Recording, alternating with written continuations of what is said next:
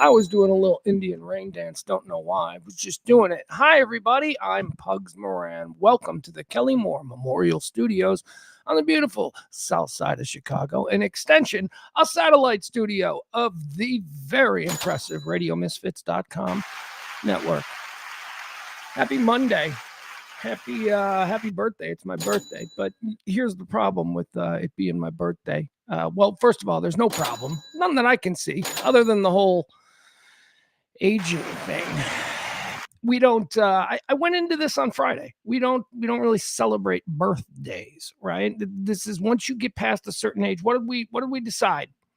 Anything up to like 21 is great, right? Because you're still a kid. And 20 is kind of meaningless. 21's a big one. 18's a big one. 16's a big one. 12 is a big one. And because you're a kid, all the other ones are big ones too. But at some point, we got to dial back the whole birthday thing. And 21, it starts to taper off. 30 is a big one. 30 is, I think, a bigger one for girls. I think for some reason 30 means something for girls, but I don't know. Okay. So then once you get past 30, I think you got to stop, right? I think you got to stop. You need to stop, expecting birthday shit after 30.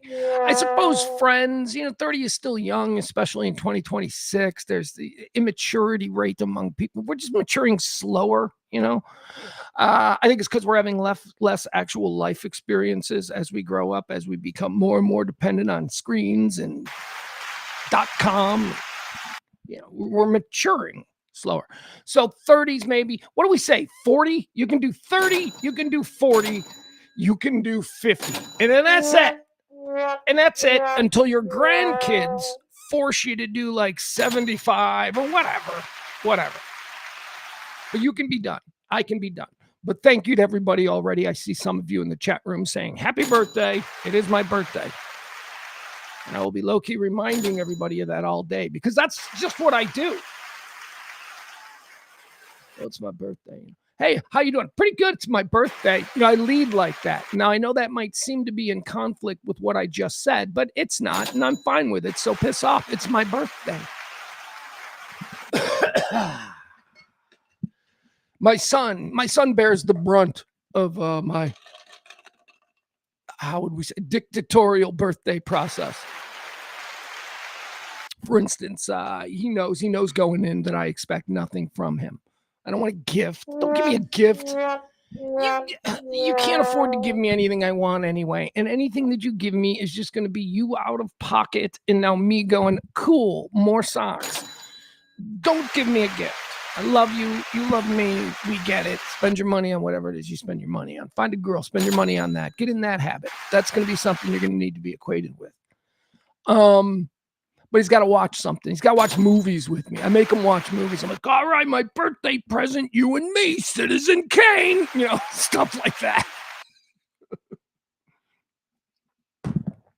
We did that last night.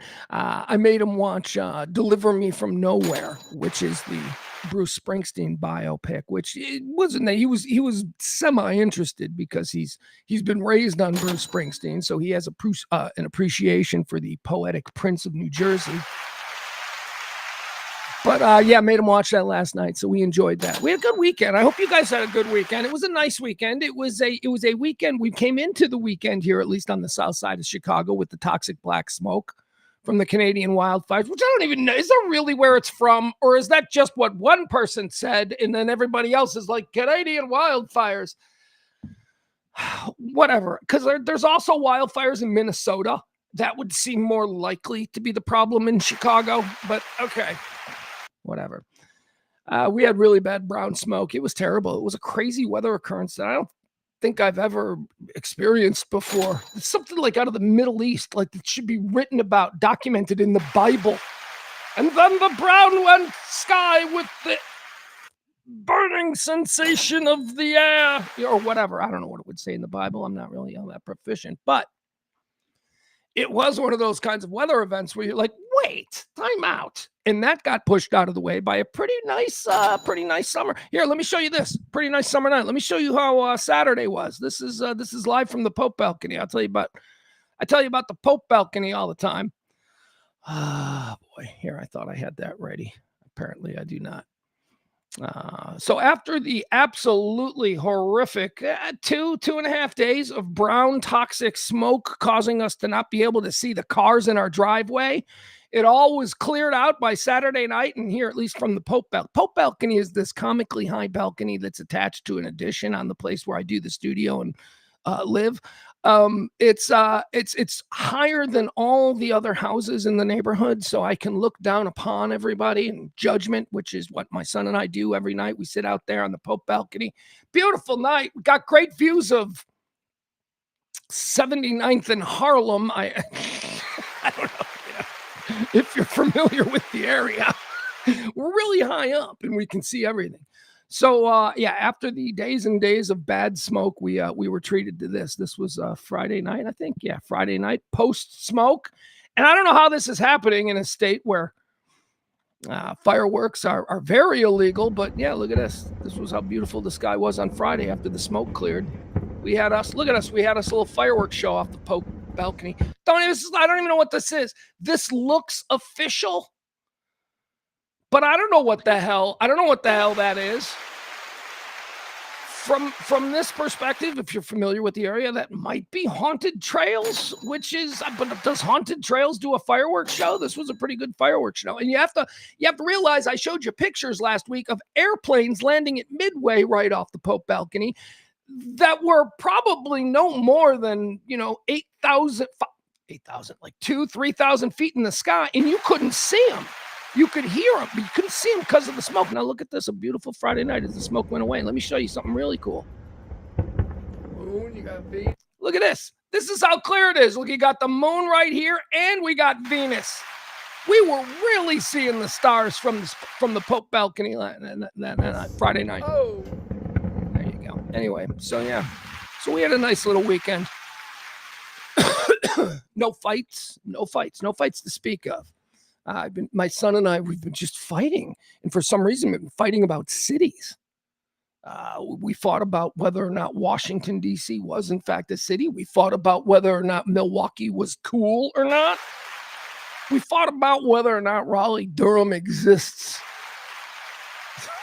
That's not a real place. Yes, it is. So, no, we had a great weekend, and I hope you did as well.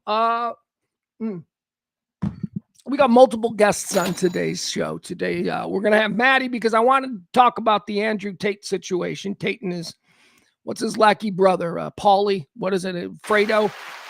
Yeah, Andrew and Fredo Tate. I wanted to talk about them, but I know that they're a subject near and dear to Maddie's heart. So Maddie, on a Monday, we're going to talk to her today, and we're going to break down the Andrew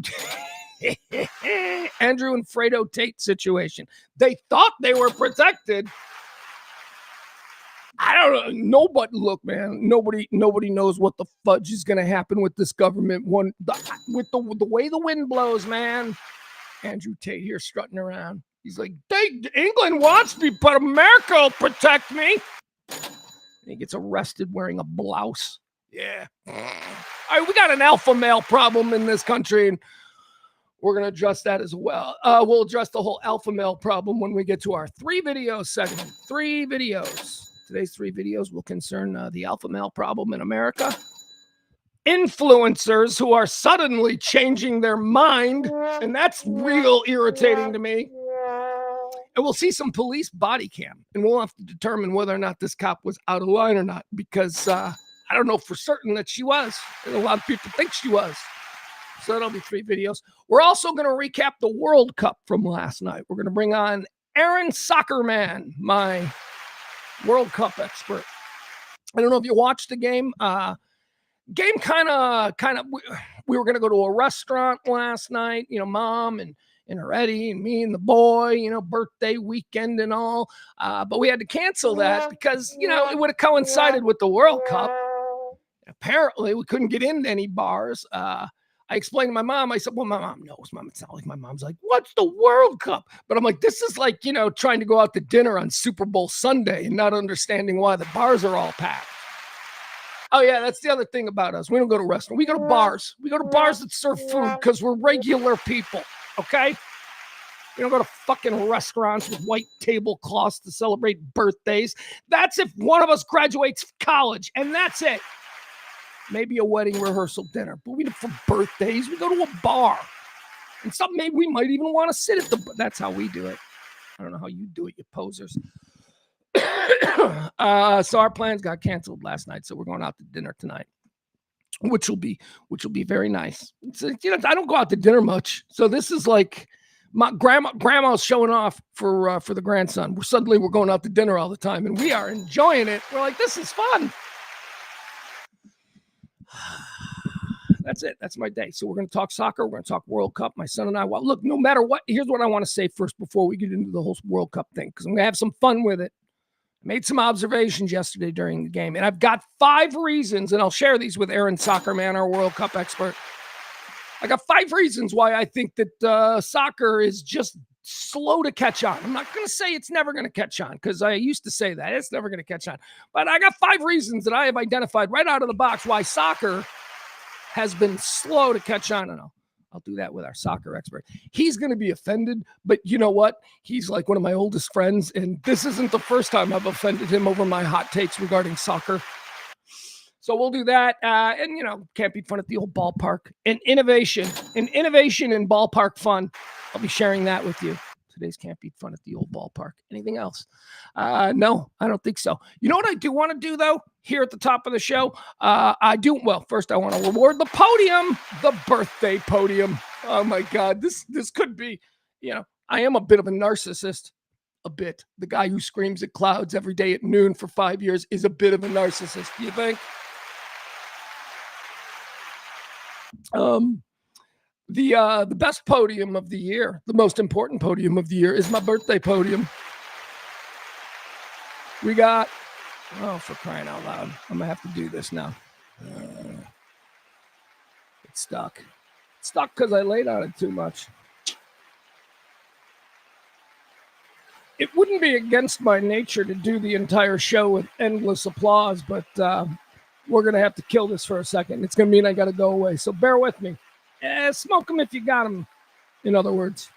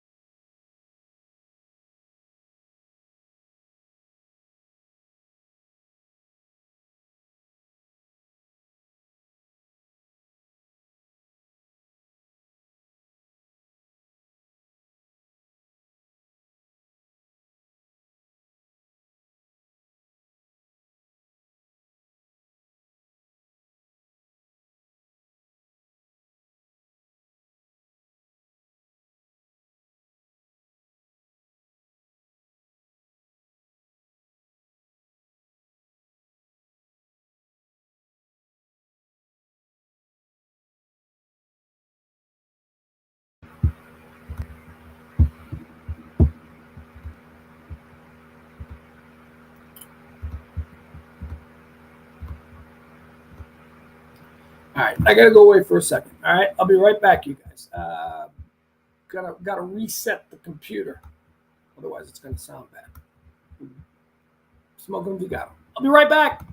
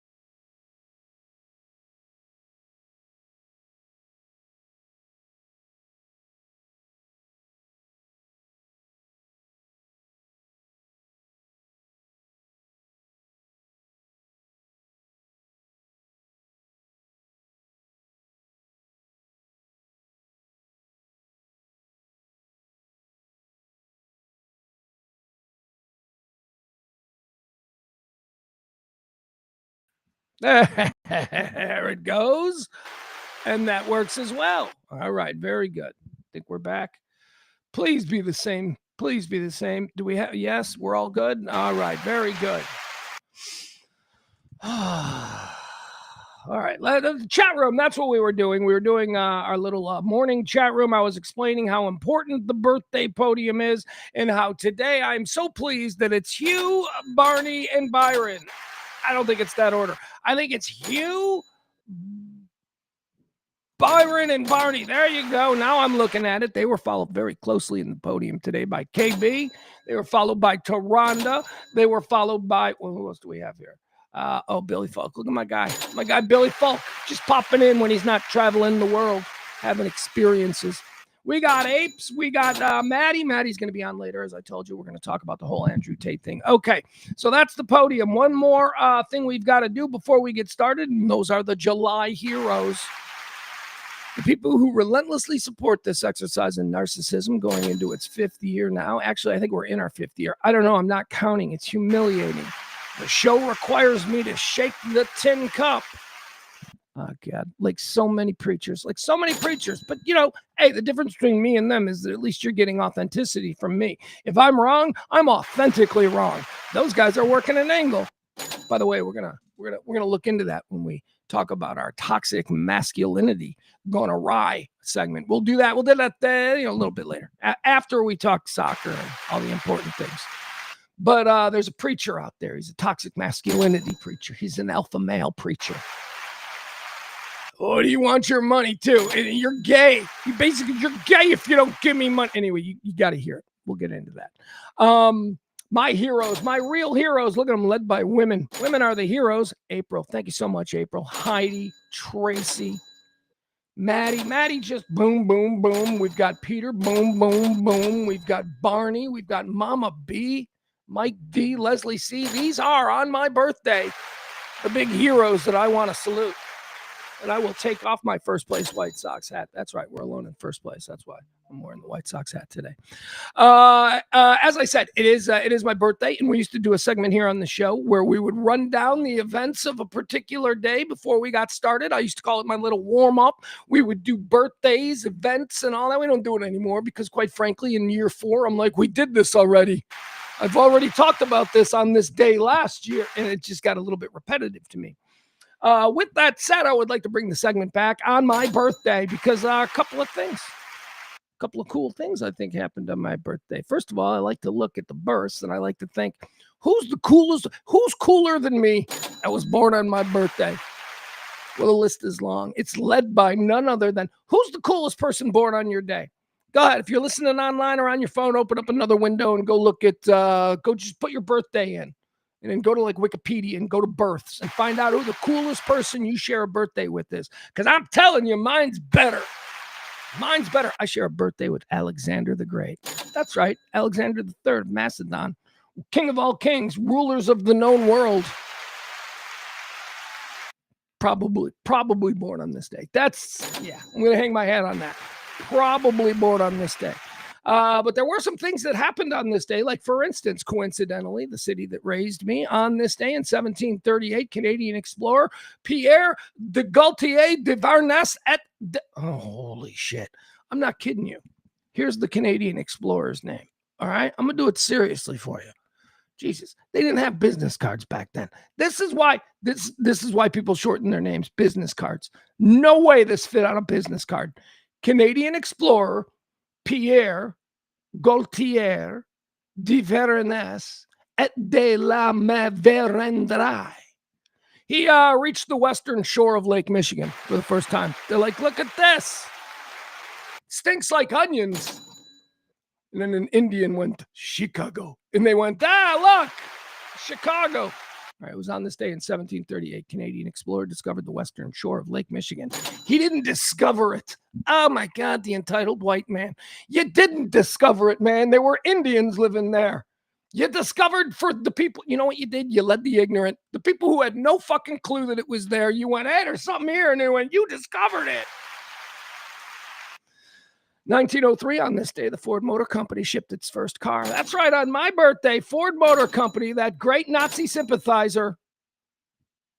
What was he? Was he related to Gerald Ford? I mean, I know Gerald Ford was a Ford of the Fords, but was he like a cousin, or was he like Gerald, or was he like Henry Ford's great grandson? I don't know. We never will. Let's move on. 1938, United States Department of Justice files suit in New York City against the motion picture industry, charging the violations of the Sherman Antitrust Act. This in regards to the studio system. The case would eventually result in the breakup of the studio system industry in 1948. 1938 took 10 years. So the wheels of justice, even in 1938, they were running like a slave racket out there in Hollywood. You think that the Me Too movement had its apex in 2015 or whenever the fuck? No, man. What they were doing, I'm trying to think of what their names were. Like Louis B. Mayer, Daryl Zanuck, casting couches, man. They basically, it was like indentured servitude. They'd find a hot chick walking around, or a waitress, and they'd be like, you want to be a star? That's why if you watch movies back then, there's a lot of bad acting by today's standards, because I don't think a lot of those people knew what acting was. They were just hot.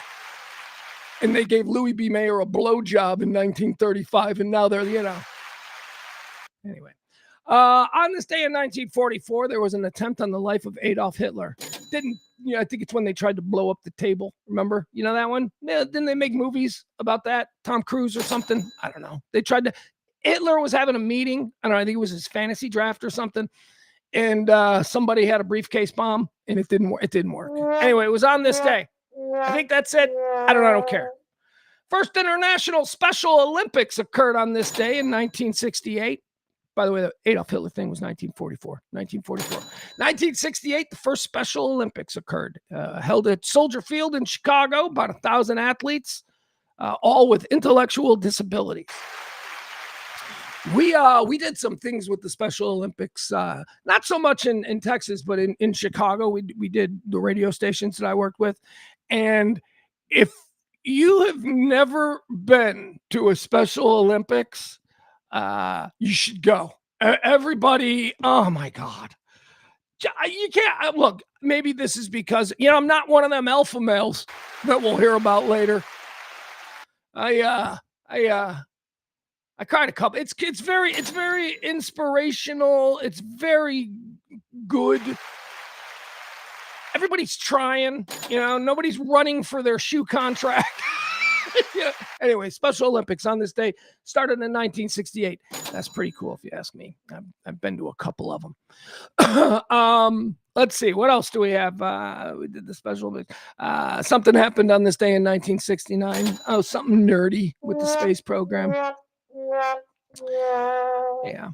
Apparently, people claim we landed on the moon. Look, I'm moving over this because this is the day I was born. The day I was born, coincidentally sharing a birthday with Alexander the Great. The day I was born, human, achieved the single greatest thing that they have ever achieved. They set foot on something else at the moon. Okay, let's stop pretending. It's the fucking moon. We've been looking at this thing since, man first opened their eyes. We set foot on the moon. We sent someone somewhere else in a spaceship. We did it. And you can't have, this is, you know what I'm doing. I'm not even looking at the chat room because this isn't funny. This is just, maybe it was funny a couple of years ago. Do you remember when we used to laugh at the dinosaur deniers and the flat earthers, and then suddenly they became, I don't know, cabinet members?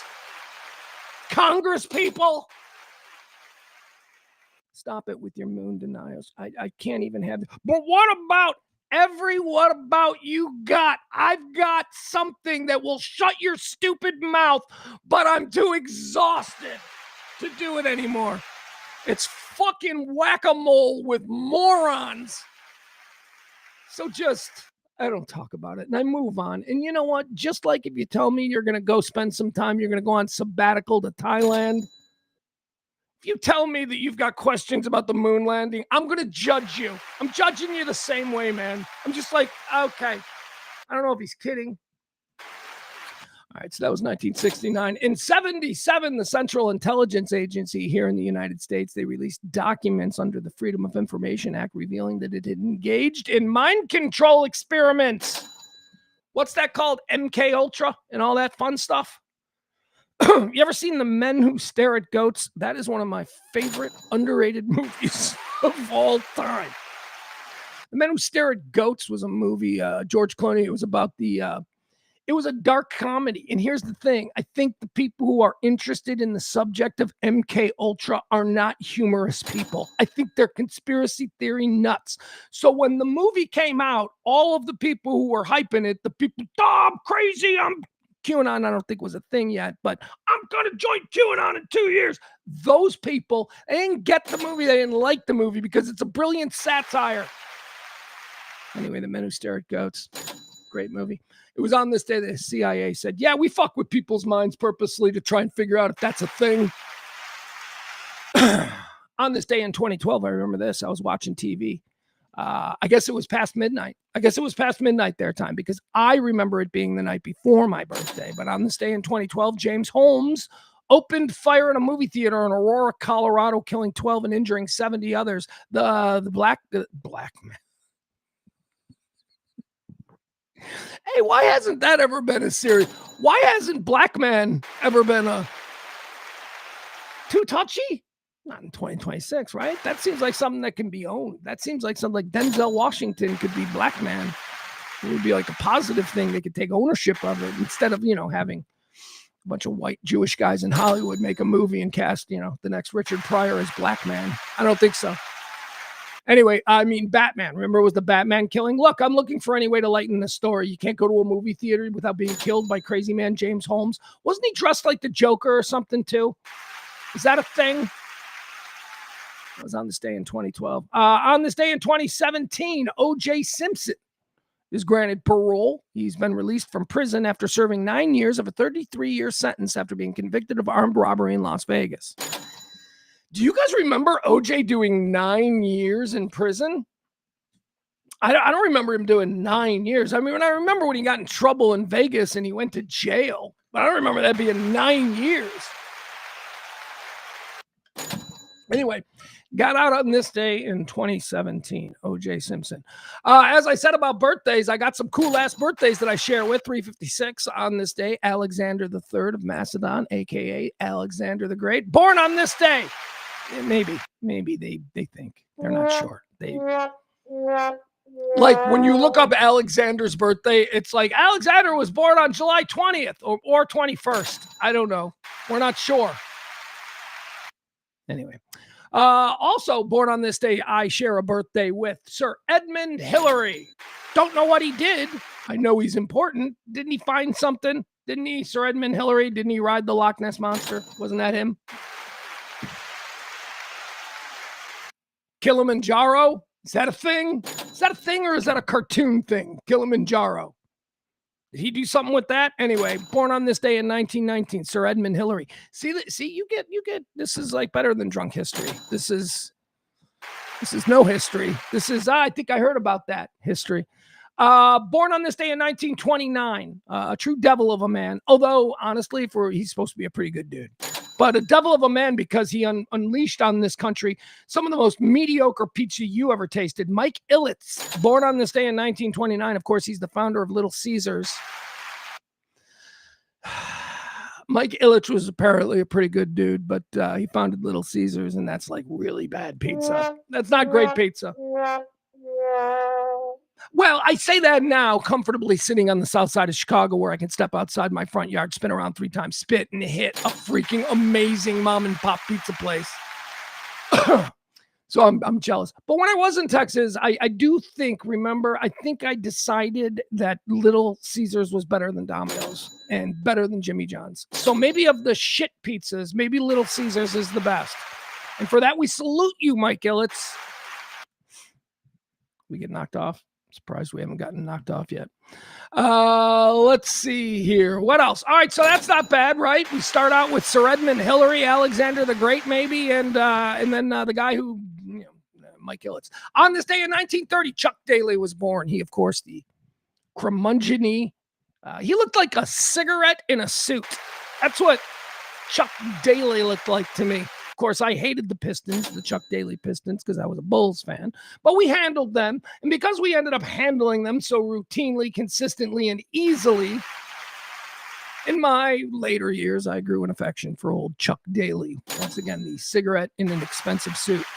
Born on this day in 1930, American basketball head coach and player. He died in 2009. Born on this day in 1938. Here's a good one. This is a good one because, like, if I ever met her, which I can't because she's dead, which we'll talk about in a minute. But here's a good one. Born on this day, Natalie Wood. Natalie Wood.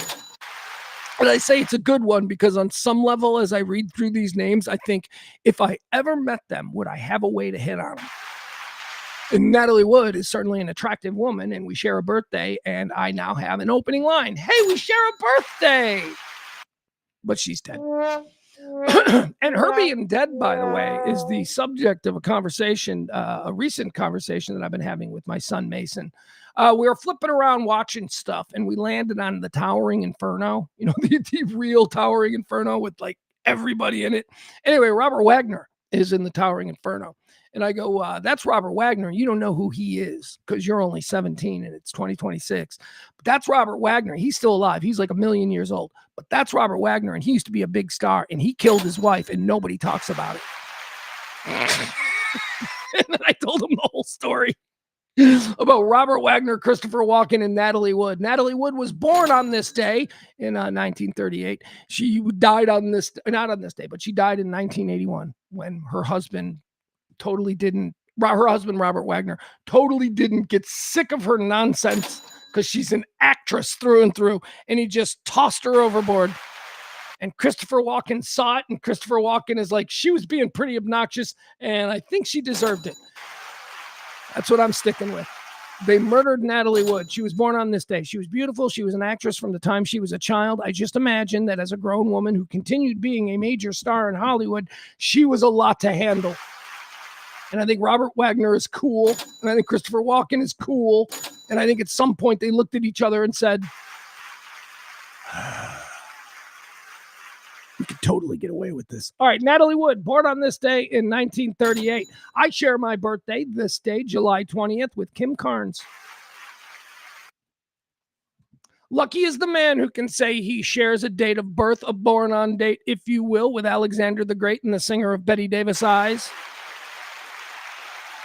Oh, God, this one. Don't like this one. This guy doesn't deserve my birthday. Billy Mays, born on this day in 1958. He's dead from 2009. I don't know what he died from. Choked on an 8-ball. I don't know what Billy Mays died of. Billy Mays was the guy who used to do the late night commercials where he'd try to sell you garbage. And he always just looked completely railed out of his mind.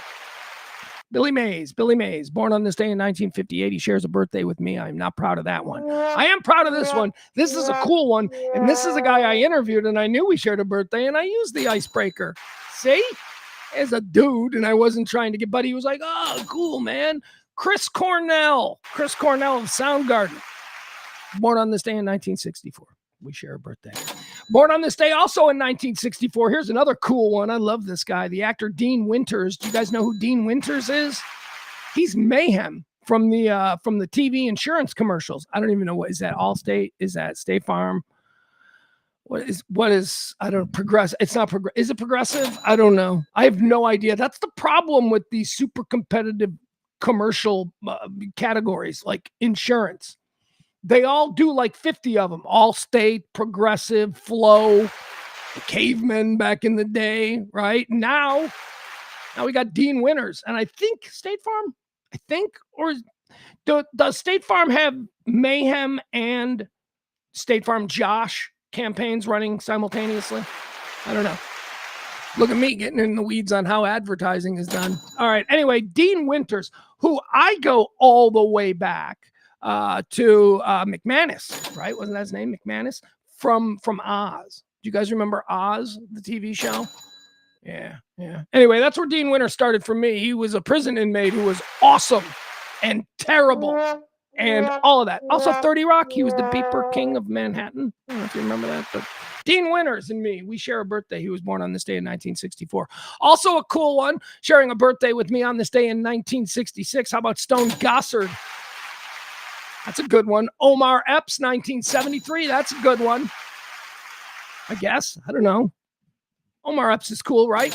How about 1975, born on this day? Now, in this my luck. So, I have the icebreaker in the back pocket. We were born on this day. Hi, I'm not a creepy guy trying to hit on you, but you were born on this day, and so was I. And I just wanted to say happy birthday to us. And then she'd laugh and she'd go, "You're ugly but charming. Please talk more."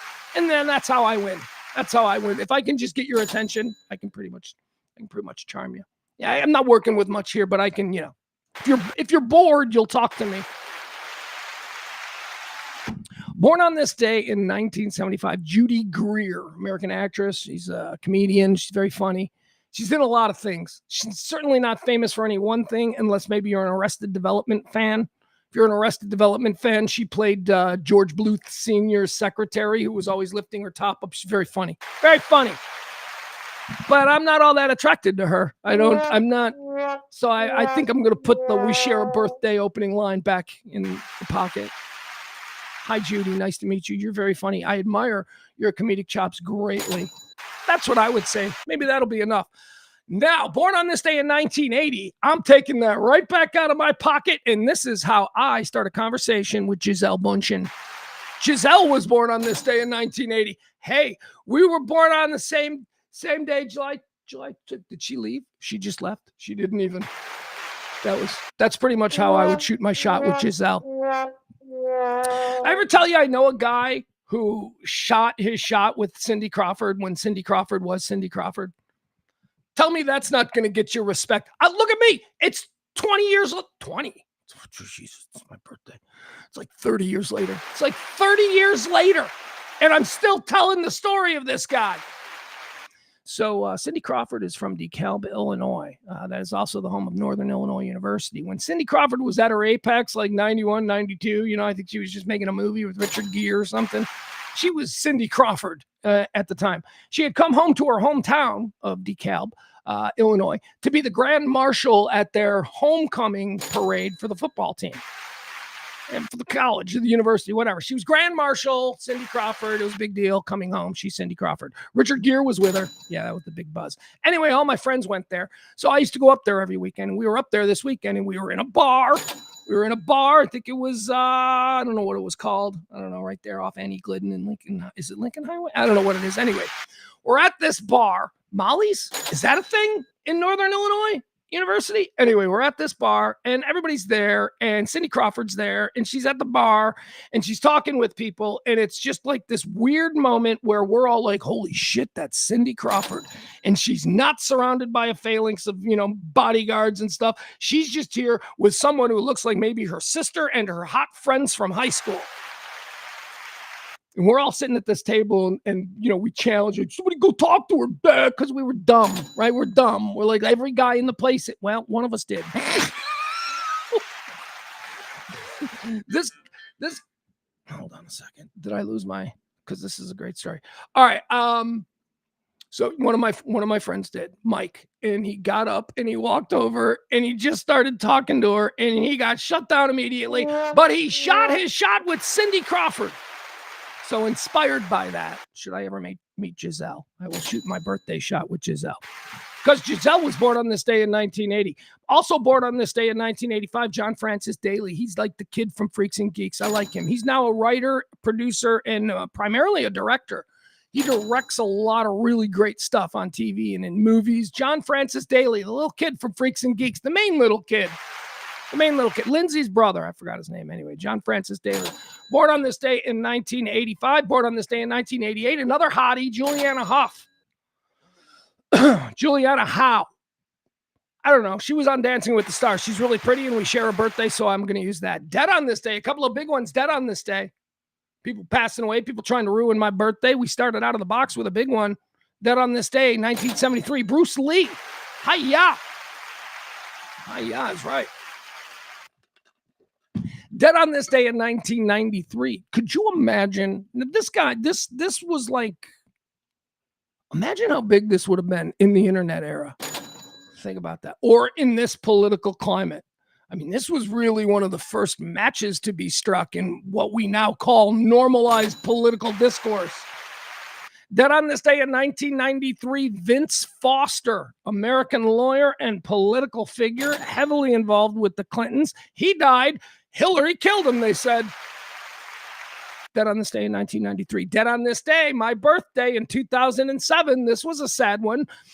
Can't say I remember when it happened. Like, there are certain people that you're like, I remember where I was when that person died. Tammy Faye Mesner. She died on this day in 2007. American Christian evangelist and talk show host, famous for her Jim and Tammy Faye Baker stuff. She was married to Jim Baker. Then years later, she would completely reinvent with Tammy Faye and Jim J. Bullock.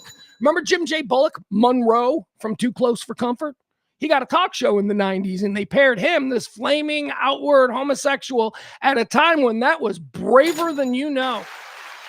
Yeah, enjoy making fun of Jim J. Bullock. He was out, and he was loud, and he was proud. And he was doing a daytime talk show with Tammy Faye Baker. That's right, from the Christian right.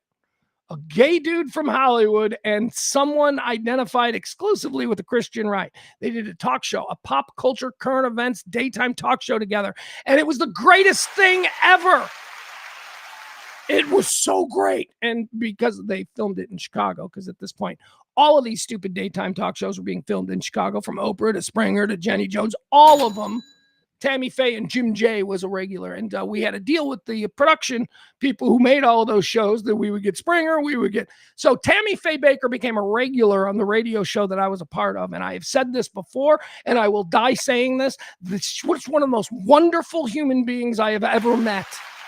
One of the nicest women, kindest, sweetest, most compassionate, remembers the things that she remembers about strangers. Like, she had no reason to remember who I was, and she loved me. Every time she'd come into the show, she made me feel like we were. Anyway, Tammy Faye Baker, man, she was cool. No, Tammy Faye Mesner. I can't speak for Tammy Faye Baker, but Tammy Faye Mesner with her crazy makeup and all of that stuff, man, I can tell you from firsthand experience, I was someone who would have reveled in making fun of her. I would have loved for her to have been every stupid, evil, cruel thing that I wanted her to be in the way she was painted. But I spent enough time, significant time around her to be like, man, this woman is just nice. She's just a sweetie. Tammy Faye Mesner died on this day in 2007. Also, Chester Bennington died on this day. Chester Bennington, Lincoln Park. Suicide. Ugh. Oddly enough, Chester Bennington, didn't he commit suicide born on this day? No, dead on this day. It was Chris Cornell's birthday, right? That was a thing. Like Chester Bennington, Chris Cornell, born on this day, had committed suicide not that long before. And Chris Cornell and Chester Bennington of Lincoln Park, Chris Cornell of Soundgarden, they were friendly. And this was like a Chris Cornell thing, Chester Bennington killing himself on this day in 2017. And then just last year, this was a wild one, right? Just last year, dead on this day, Malcolm Jamal Warner. Still said that's one we forget, right? Like, that guy's dead. Probably because we forget him. We don't really think about him all that much. But when we do, we're like, oh yeah, he died swimming. Was it Malcolm Jamal Warner? I guess. I don't know. All right, that's it. That's it for the birthday celebration, okay? Those are all the things that have happened on my day and why my birthday is better than yours. Now, I think you realize that I'm not going to back away from that, right? My birthday is always going to be better than your birthday simply because it's mine. It's my birthday. So don't take it personal. This is like how my mom is better than your mom and my kid is better than your kid. They're mine. I'm always going to say that, so don't take it personal. Anyway, happy birthday to you, if it was yesterday or tomorrow, or if it's today. But really, it's my birthday today. Billy Falk. What's this? O'Reilly on Oz. Is O'Reilly? Who did I say? McManus? Who was McManus? McManus was the other guy. Billy Falk is right. We're talking about Dean Winters celebrating birthday today. Dean Winters is cool as hell. He was O'Reilly. Thank you, Billy Falk. And of course, more on Dean Winters. Everybody likes Dean Winters. Everybody likes that. He was funny as Liz Lemon's boyfriend, Dennis. Dennis, that's right. The Beeper King. The Beeper King. Peter, Mr. Coop himself. He says he's late, but happy birthday, Pugs. Howdy, chickadees and chickadudes. Hello, Peter. Breaking news here. Breaking. This from Mikey D. It says the Paramount merger has been halted for at least 2 weeks. Boring. But thank you for that breaking news. I'm done worrying about who controls legacy media. It's always been controlled by some group or another, and but it is concerning if you haven't passed the Rubicon of caring, is what I'll say about that. I have passed the Rubicon of caring. I am now in a headspace where, like, soon none of this will matter. It will all be wiped away, and we can all go back to being normal. We can all go back to, like, what, 2015? When we reasonably hated each other? Let's see. Who else do I have to say hello to in the chat room? I think that's it. I think we can move on. I feel like, hey man, anybody wants to talk Oz? I'm here to talk Oz. Do you know that I tried to rewatch Oz? Because I watch all my favorite shows over and over again. I tried to rewatch Oz like 6 years ago. And for some reason, it felt like it was too much. Like it felt like this is too much for me now. It was different back in 1997 or whenever the hell it was that I was watching Oz for the first time. I could handle it, but now it's like too much. But Schillinger, Marnie mentions, Schillinger from Oz does insurance commercials. Bum, ba-da-dum, bum, bum. We are farmers. Bum, ba-da-dum, bum, bum, bum, bum. Yeah, it's J.K. Simmons, whatever. I have problems with names like that. J.K. Simmons, that dude's an excellent actor. And every time I see him as the embodiment of the American Nebuchadnezzar insurance salesman who you invite into your house and he's nice and he's proper and his children go to the same schools as yours, that's who he portrays in these farmers commercials. Yeah, he was Schillinger. The first time I ever saw J.K. Simmons was as Schillinger in Oz. And Schillinger was the leader of the prison Nazi gang. Oh, and now he's selling insurance. And I do, just like Barney, I always chuckle at that. I'm like, this guy's awful. I've heard this guy say the N-word like 100 times. And now he's selling insurance. Just hate Jews? Maybe you should watch Oz before you buy your We Are Nazis. Bum, ba-da-dum, bum, bum, bum, bum. I love that. Yes, he was also, of course, J.K. Simmons in Whiplash. He was incredible in Whiplash. IK is ripped like a bodybuilder. What am I missing? IK. I'm going to need more than that. Okay.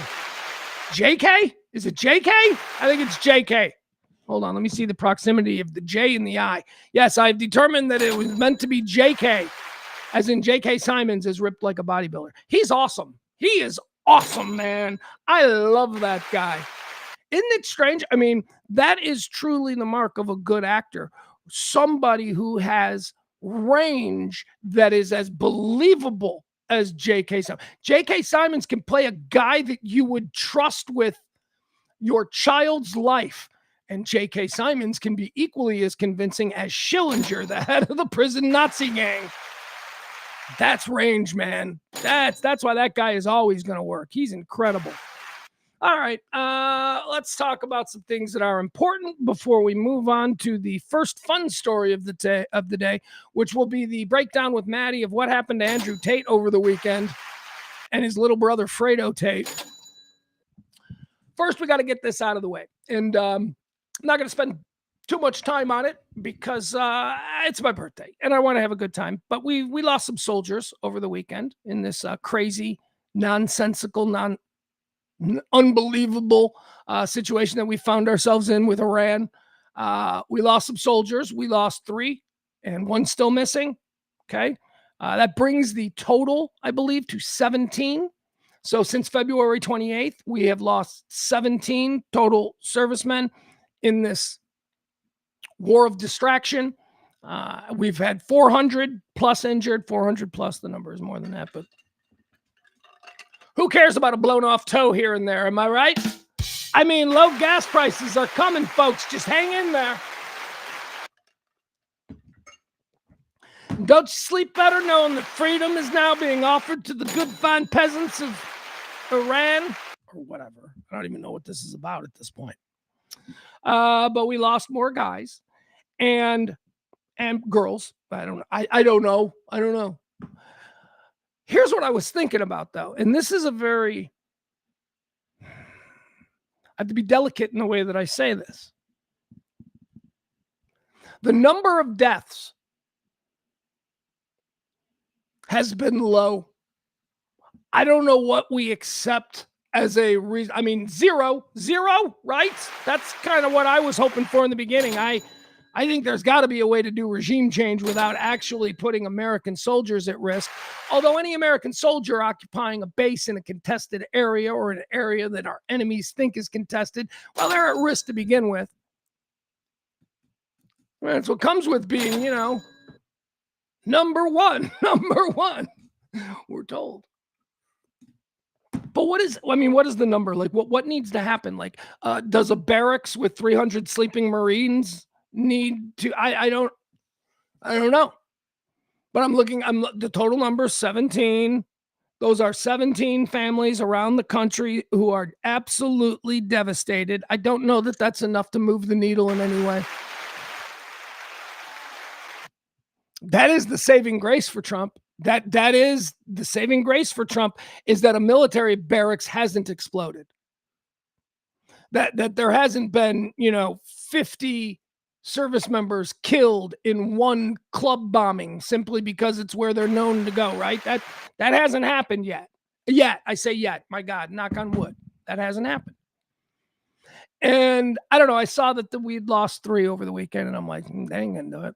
I ain't gonna change anything. It's gonna be same old, same old. Massive pictures of body bags coming back. Maybe that moves Trump into a less chaotic stance here with this thing. We're bombing bridges. We're, taking on civilian infrastructure. And for what?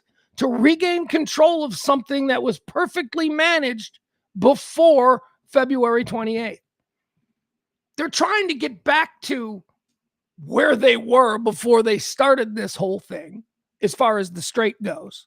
And we lost 3 people over the weekend because of it. I don't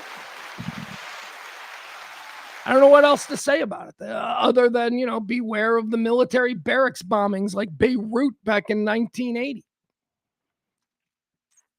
But even today, I don't know. Are there going to be people online who are like, wow, this is the price we pay for, not having a nuclear Iran? Well, again, there was a document that kind of ensured that. I know you don't want to hear that. I know you don't want to hear that.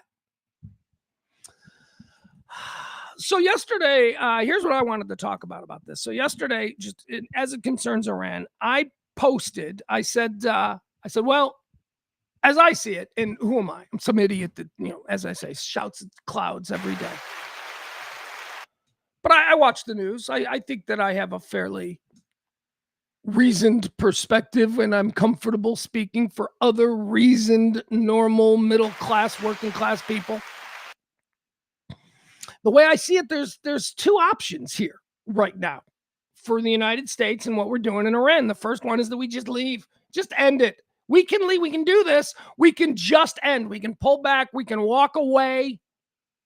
No more soldiers have to die other than the ones that will, because as long as we have presence in the region, there will always be every couple of months another U.S. soldier. It's going to happen. People don't like us there. All right. So that's the first thing that we can do. We can just leave, man. We can just leave. We can Vietnam that shit. Just be like, okay, we've had enough. That's one. That's option one. The other option is full-blown war with regime change and committed soldiers on the ground and mass bombing and, a Red Cross involved and people and immigrants, not migrants either. What are they called? Refugees. We're there for 20 years. We got McDonald's inside a green zone. We're selling Chevys to people. I mean, that's option 2? But that comes with full-blown regime change. That comes with the idea of democratic elections and some sort of, that's a big one. That's like, that's I don't know. But just based on Afghanistan, we're talking generations. Generations will be there. That's 2. 1, we can just leave, or we can just go all in. Now, a number of people in this thread offered a third option, and that's what I want to talk about here. I was kind of fishing. I kind of wanted to see, 1, 2. You don't do 2. You always do 3. So I left it to hear what other people might add with 3. And there was uniformity among some people that the third option would be we could just nuke them. We could just drop nukes. We could just nuke them. Remember, the first option is we could just leave. We could just leave and be like, okay, this was dumb. I'm a little embarrassed, but we're going to change the subject now. And hey, did you see the new liner for the reflecting pool? That's option 1. Option 2 is let's go. All right, let's boots on the ground. Let's retake the country. Let's reform the country. Let's empower revolution, the right revolution, the people we back. Let's empower that. So those are my 2. And then the third was we could just nuke them. And like a bunch of people were like, yeah, that's an option. And all I can think of is the casual nature of which these anonymous people on Twitter are just suggesting nuclear annihilation of an entire civilian population is exactly the problem the rest of the world has with us. That's not an option. And if you think the nuclear annihilation of the entire Persian culture is an option, there's something wrong with you. It's not an option. What happens if we do that? The entire rest of the world turns on us.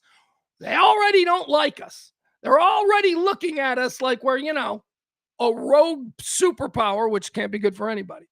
But something like that. So that's never going to actually happen. I mean, my God, no idea what pushed to desperation this administration is capable of. But my God, that is not a reasonable option. But the idea that there are so many of us who are comfortable talking about how, no, that's a legit option. Just let's nuke the entire Persian culture. Let's kill these people. You understand that's sociopathic thought. You're a crazy person. Okay. Borderline crazy. I would suggest you see somebody if that's honestly the way you think. But here's the problem with that. You are showing such a lack of understanding of, one, Jesus's message, right? Can we just start out with the whole Christianity thing that's been perverted to no end in this country? My God, during the World Cup last night, the Jesus people, the He Gets Us folks, they dropped another commercial. They dropped a World Cup commercial. It fucking made me cry again. Because I am telling you, those people at HeGetsUs.com, they're the only good fucking Christians in the entire world of Christendom. Those people are good people. Have you seen those commercials? Those He Gets Us commercials? That's Jesus. That's what Jesus is all about. Well, that's some woke Christian organization. Fuck you. Jesus was woke then. Anyway, that got me to tears last night, the He Gets Us bullshit. Anyway, if you think that dropping a nuclear weapon on the people of Iran at this point is a reasonable option, how dare you call yourself a Christian? You pervert. You pervert Christian. Yeah. Look, I was raised Catholic at a time when woke did not exist. I was raised Catholic, confirmation, baptism, whatever you want to call it, confession. Jesus was woke. We didn't call it woke back then, but that's the Jesus that the nuns beat into my head. The Jesus depicted in the He Gets Us campaign. But apparently, if you're trying to raise money for a mob to destroy the Capitol building, that Jesus isn't really useful to you. So you're gonna pervert Jesus. American Jesus drives a convertible sports car. That's the American Jesus. And he's got a bitch ex-girlfriend. That's American Jesus as a sports car. He's got a bitch ex-girlfriend.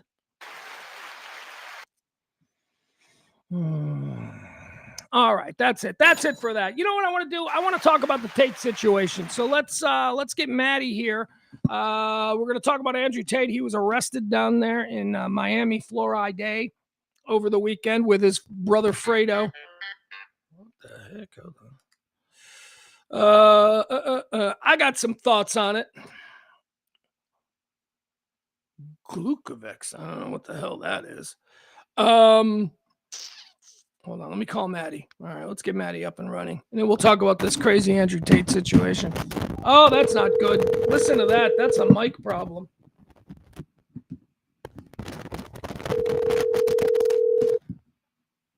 Happy Monday. All right, hold on. Do we got... Day. Hold on, say it again. I said happy Monday and happy birthday. Oh, thank you. Thank you, Maddie. All right. Sorry, I'm having a little trouble with the connection. I think it sounds good, so we're going to do that. All right, let's do Maddie on a Monday. Hey, everybody. All right, so look, I wanted to have you on specifically because I know that certain people you just enjoy. I'm not going to say ironically enjoy. Yes, you do. You enjoy, like, updates on Chud the Builder, for instance, who is spending his 4th month now in prison. We like that. That's fun. Jake Lang, for example, who's apparently traveling the country, one election town hall after the next with his little ankle monitor screaming out a variety of different racist rhetoric, just doing what he does best, being a complete piece of shit. Well, how is he allowed? This is what I don't understand. How is that Jake Lang guy, who I think you have a perverted obsession with, how is this Jake Lang guy able to move about the country? I thought that he was under an ankle bracelet. Apparently that doesn't mean what I think it does. Yeah, the ankle monitor is a GPS tracking device that prevents him from going into Texas. Okay, so it's one he state. Can only enter and exit the entire state of Texas except for court mandated hearings or things like that, or for like meetings with his direct legal counsel. Other than that, he's not allowed in the state of Texas.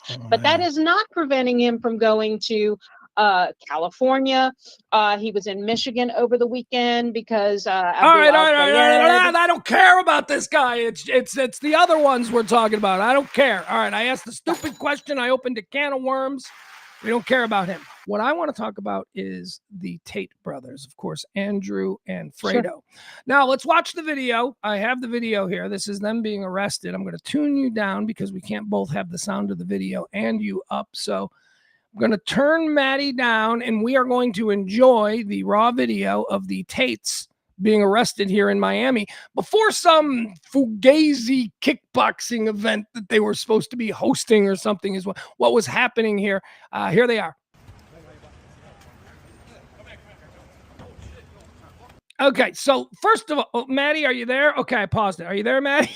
Yep. Okay, so the first thing that I want to talk about with you is we look at the video now. Hold on, I paused it. Maybe I can get a better vision here. There we go. I want to talk to you about the outfits that the Tate brothers have on. Yeah. The one that looks like Andrew Tate went and cashed in his coal cash. Yeah. Yeah. That looks like something an old lady would wear. Can we agree to the man prees are really fucking bizarre? He's wearing a blouse. That is a blouse that he is wearing. Way too tight shirt that he can't even button. But the man freeze with the ankles out, and this is the strangest outfit I've ever seen on a human being who would declare themselves to be the epitome of masculinity. Yeah, that's the crazy part of it. This is like, all the Mexican dudes running the white supremacy organizations. It makes no fucking sense to me. Like, I'm pretty sure my mom has an outfit like that she bought at Chico's. Well, here, I'd like to direct your attention to the page. This is a side-by-side ad of Andrew Tate's outfit being worn by a woman that you can buy on Amazon. It is the exact same outfit. He is dressing like a woman. Hello? Yeah. Like, this is...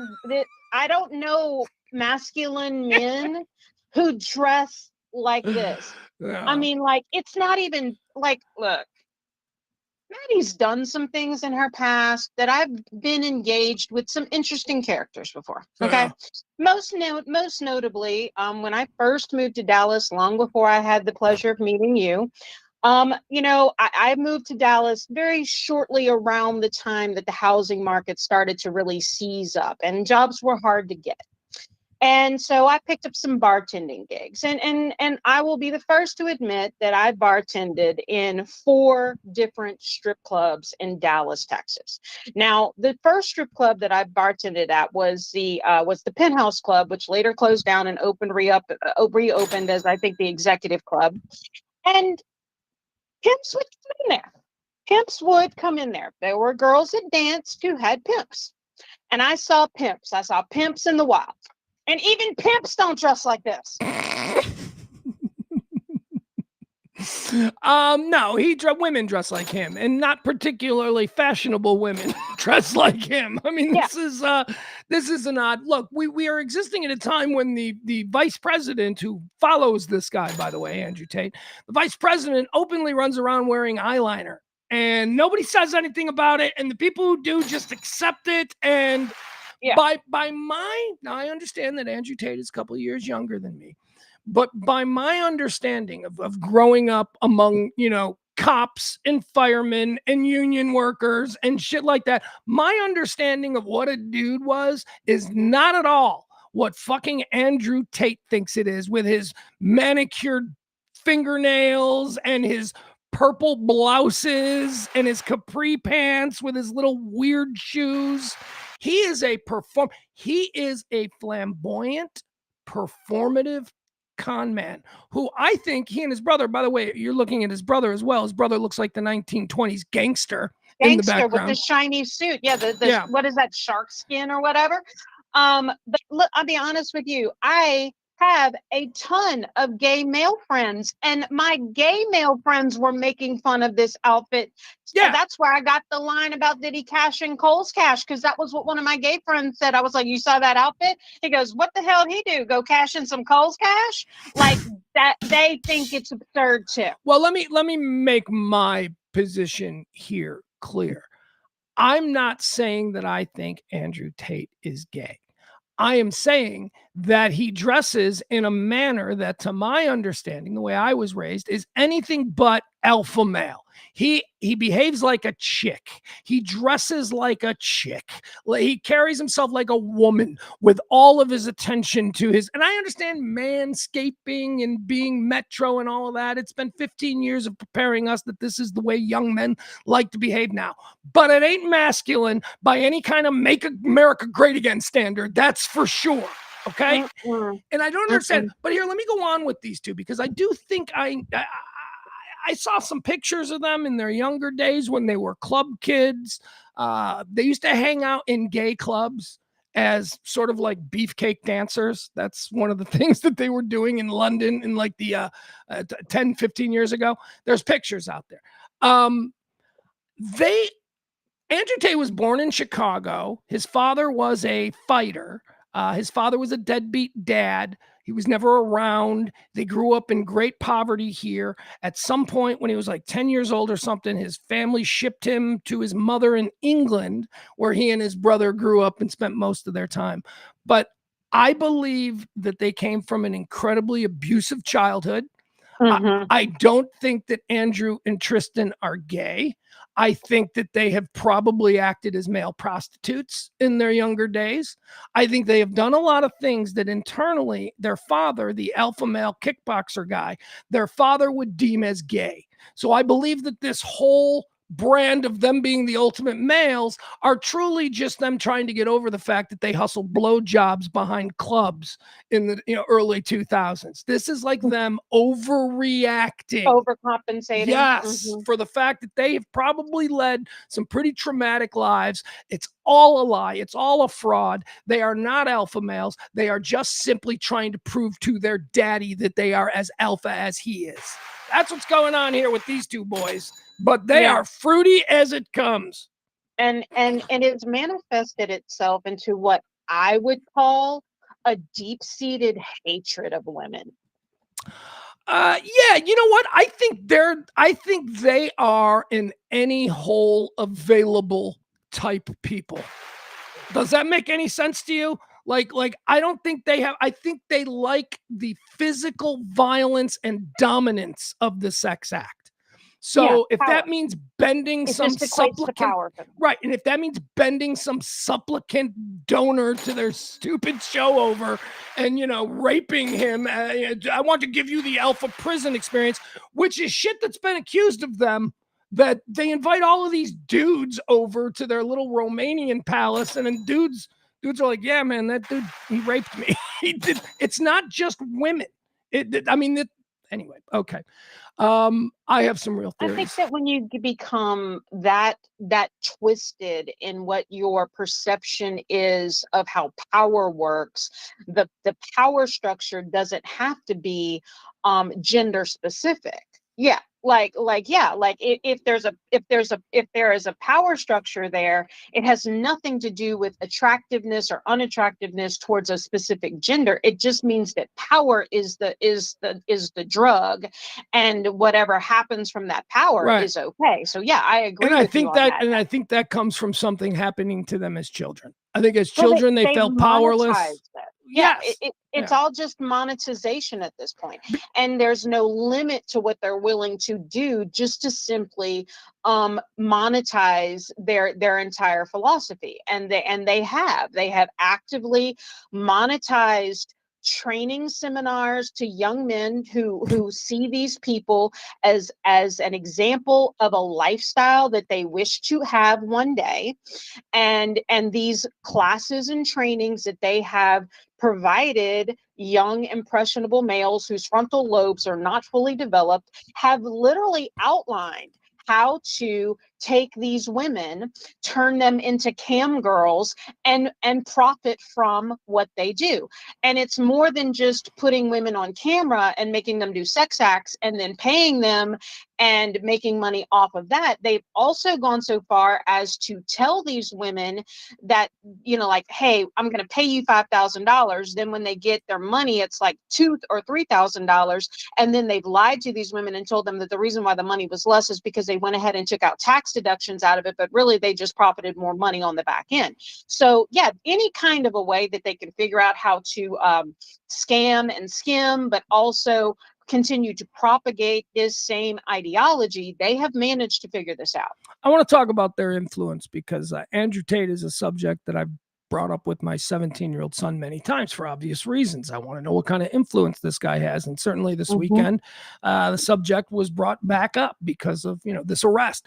And something that I've kind of rest on, and I think it's good, is that my understanding of it from talking to my 17-year-old son, who appears on all levels to be fairly average, fairly normal, not mid-tier popular, right? Football, good grades, normal kid, doesn't get in trouble, has an after-school job, normal kid. His take on the whole Andrew Tate thing is that we parents really shouldn't be that worried about it because, one, there aren't a whole lot of kids of his generation, boys especially, who are into him, and the ones that would be are the ones that are already troubled. It's not like Andrew Tate has penetrated the mainstream of young American boys. He hasn't. He has super penetrated fucked up kids who Yeah, are already the incels. Yeah, no, yeah. I agree with that. I don't think that anybody that has a decent social structure or parental Exactly. relationship, Exactly. I don't see him breaking through a good existence. What I do see is him breaking through to people who grew up like him, and also these ones, kind of like the kids who went and shot up that mosque in San Diego, that were spending way too much time in the dark corners of Discord and Reddit and things like that. That's where they thrive. It's in the seedy underbelly. It's in the warm, moist corners of the internet, where normal people don't go unless they're just curious about what kind of weirdness is happening there, but quickly realize that they should not be in that space. It's in those areas. But the problem is that those areas are a breeding ground. So let's talk a little bit about what he was arrested for. U.S. Marshals in Miami on Saturdays took both Tate brothers, Fredo and the famous His one. name is Tristan. No, it's not. It's Fredo. It's Fredo. Tristan Tate. Yeah, Tristan. Is this a guy girl thing? Do you not get the reference? Fredo? Who is Fredo? This is a guy girl thing. Oh my God. Every guy on the planet knows that Fredo was the idiot brother in The Godfather. Michael Corleone, Sonny Corleone, and then Fredo, the idiot brother. I will have to cop to the fact it's all right. that You're a woman. There's a certain section of movies that I've never seen. One of them is The Godfathers. Yeah, this is nothing you need to feel bad about. That was a guy that was a purely dude reference to the Fredo. Don't you remember when was it Chris Cuomo, the guy on CNN? They were referring to him as Fredo when Andrew Cuomo got into all his trouble. The New York Post put Fredo. They called him Fredo on the cover. Anyway, it's a Godfather reference because Fredo was the idiot brother who couldn't. I might not have gotten the reference then either. All right. Well, anytime a brother is referred to as Fredo, and it's always a brother. Anytime a brother is referred to as Fredo, it means that you're calling him the stupid brother, the dumb brother, which means there's another brother who's more whatever. All right, so that's why I call Tristan Fredo. Okay.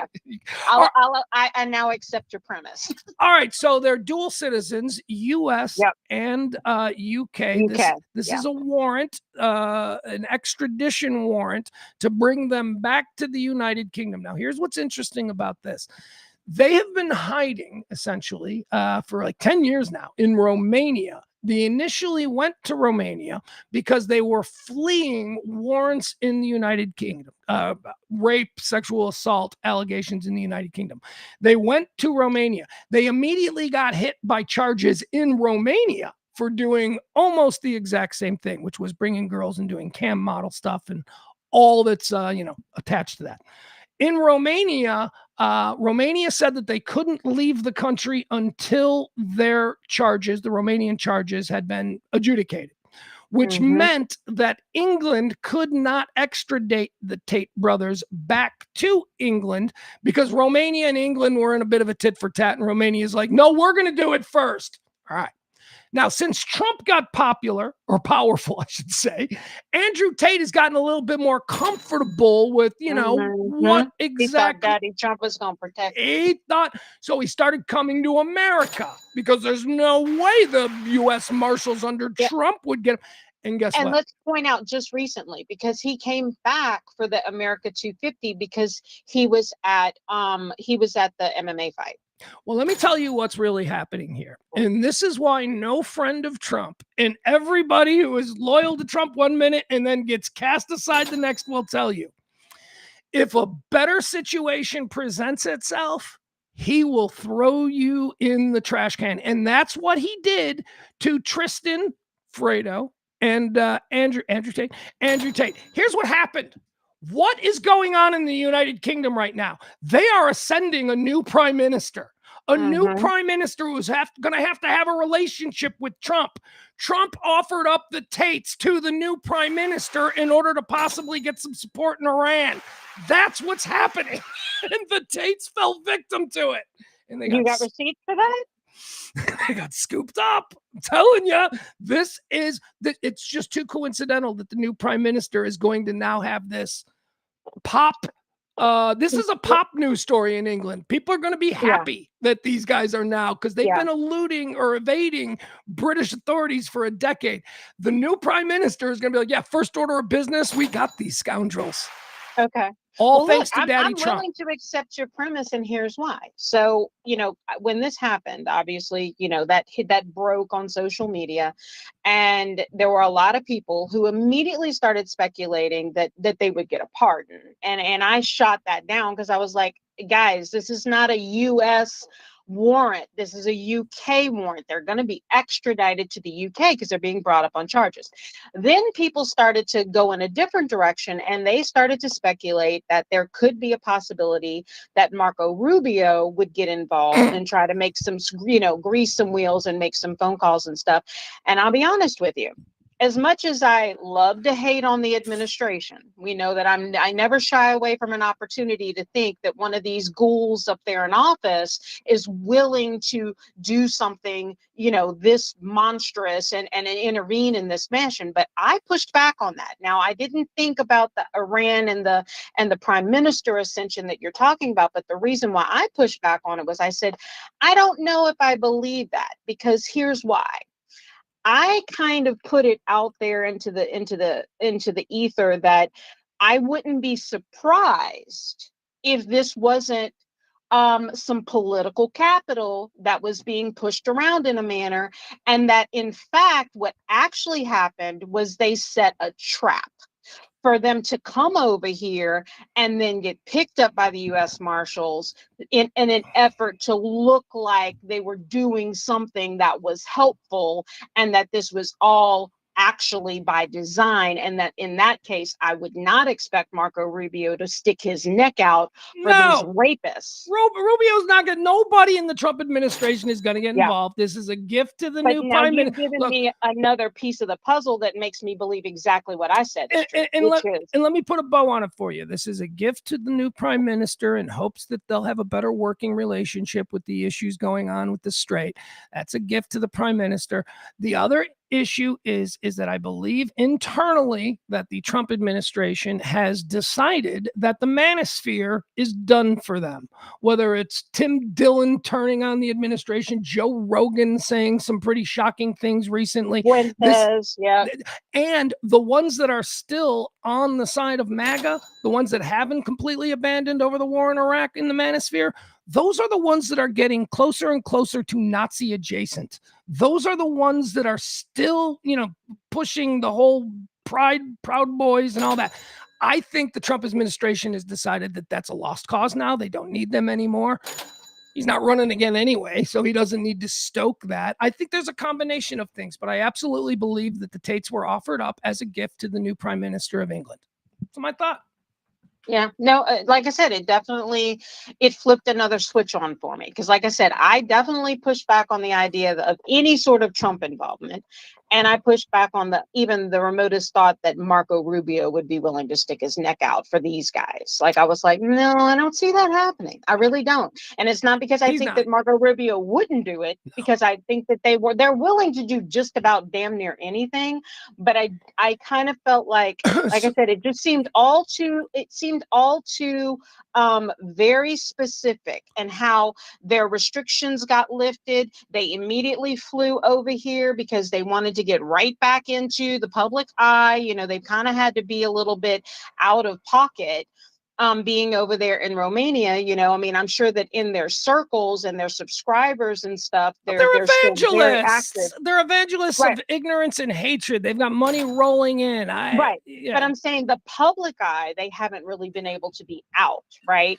But this gave them the opportunity to get right back in the public eye, and immediately they started to attend events that were specific to their marketing, right? The MMA fight for the America 250, and this was obviously some sort of fight too. And I'm sure that they're all up in it with Dana White and all these guys, the McGregors and all these guys. Yeah, the politics is what is key here. Everything also has to be weighed against the midterms, and do they want to get slaughtered in the midterms because every local congressman is going to be running ads with the worst thing the Tate brothers have ever said, and then tag it with the president pardoned them.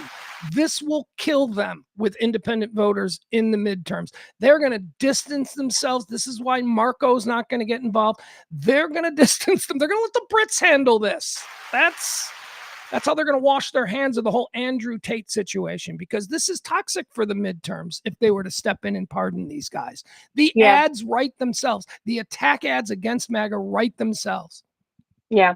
At worst, what can be said right now is that, well, why are we letting the UK clean up our trash when we could have done something? And although I feel like that is a valid point to be made, they're first in line. They've had charges against this guy for years. That's why. That's a simple explanation for that. Get in line with these guys, right? We got UK, Romania, us. But the ire is far less now because unless they get involved in it. Well, Like I said, we haven't now it even just we seems like, well, okay, look, they have no sour charges. grapes. They have no charges in the U.S. pending.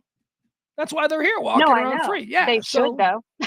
well, maybe. They All right. should. When are you streaming next? When can people listen to you, and how do they follow Maddie over there on Twitch? Tuesday night will be my next stream. I was gonna stream last night, but there was just I had some problems, some issues going on, so I skipped my Sunday night stream, but it'll be Tuesday night, 7:30. Not sure exactly what I'm gonna talk about yet. There's been some things that have happened, and I have some more political things that I prefer to talk about. But yeah, Tuesday night, 7:30, Twitch TV. Auntie Live Fem, Listen to Auntie Baby is the name of my stream. I usually go on for about 3 hours. All right, Maddie. Thank you so much. We'll talk soon. All right, sounds good. Bye, guys. There she goes. That's one of my favorite people. That's Maddie. She's a pistol. She's got a lot of passion. Barney's absolutely right, man. But Rubio wants nothing to do with it. This is not going to help them. Everything is about the independents. The fear of the midterms for both sides, the Republicans and the Democrat, is where are the independents going to lean this time, right? That's their fear. So this is not the kind of thing you don't pardon these guys so that what? You get 100,000 incels in Florida? Well, now, yay! They were voting for you anyway, okay? They're not going to vote. You've done an effective job branding the opposition to MAGA as being communists and, pedophiles or whatever it is that you've branded them with. You've done an effective job. They are not going to switch and vote for them simply because you didn't step in for Andrew Tate. You're fine. So that's why, yeah, Barney's right. There's no way. Nobody wants anything. They don't want anything to do with this. They don't want anything to do with Chud the Builder. It's why that Dalton Easterling dude has been stuck in Kentucky County Jail for the last 4 months. All right. Hey, here's what we're going to do here. I'm going to take a quick break. I'm going to get another hot cup of coffee and go to the bathroom. And when we come back, we're going to recap the World Cup. I'm going to have my good friend Aaron Soccerman on with us. He's going to tell us what he saw. And then I watched the whole thing. I watched the World Cup. I can now say World Cup. I've seen that. I've watched it. My son and I watched it. And we had a good time. We had a good time. But I compiled a list, the 5 reasons that I believe football, has been slow to catch on in America. Now, years ago, I might have phrased this differently. I might have said, these are the 5 reasons why soccer will never catch on in America. But never say never, because I don't know what's going on with America anymore. I never say never.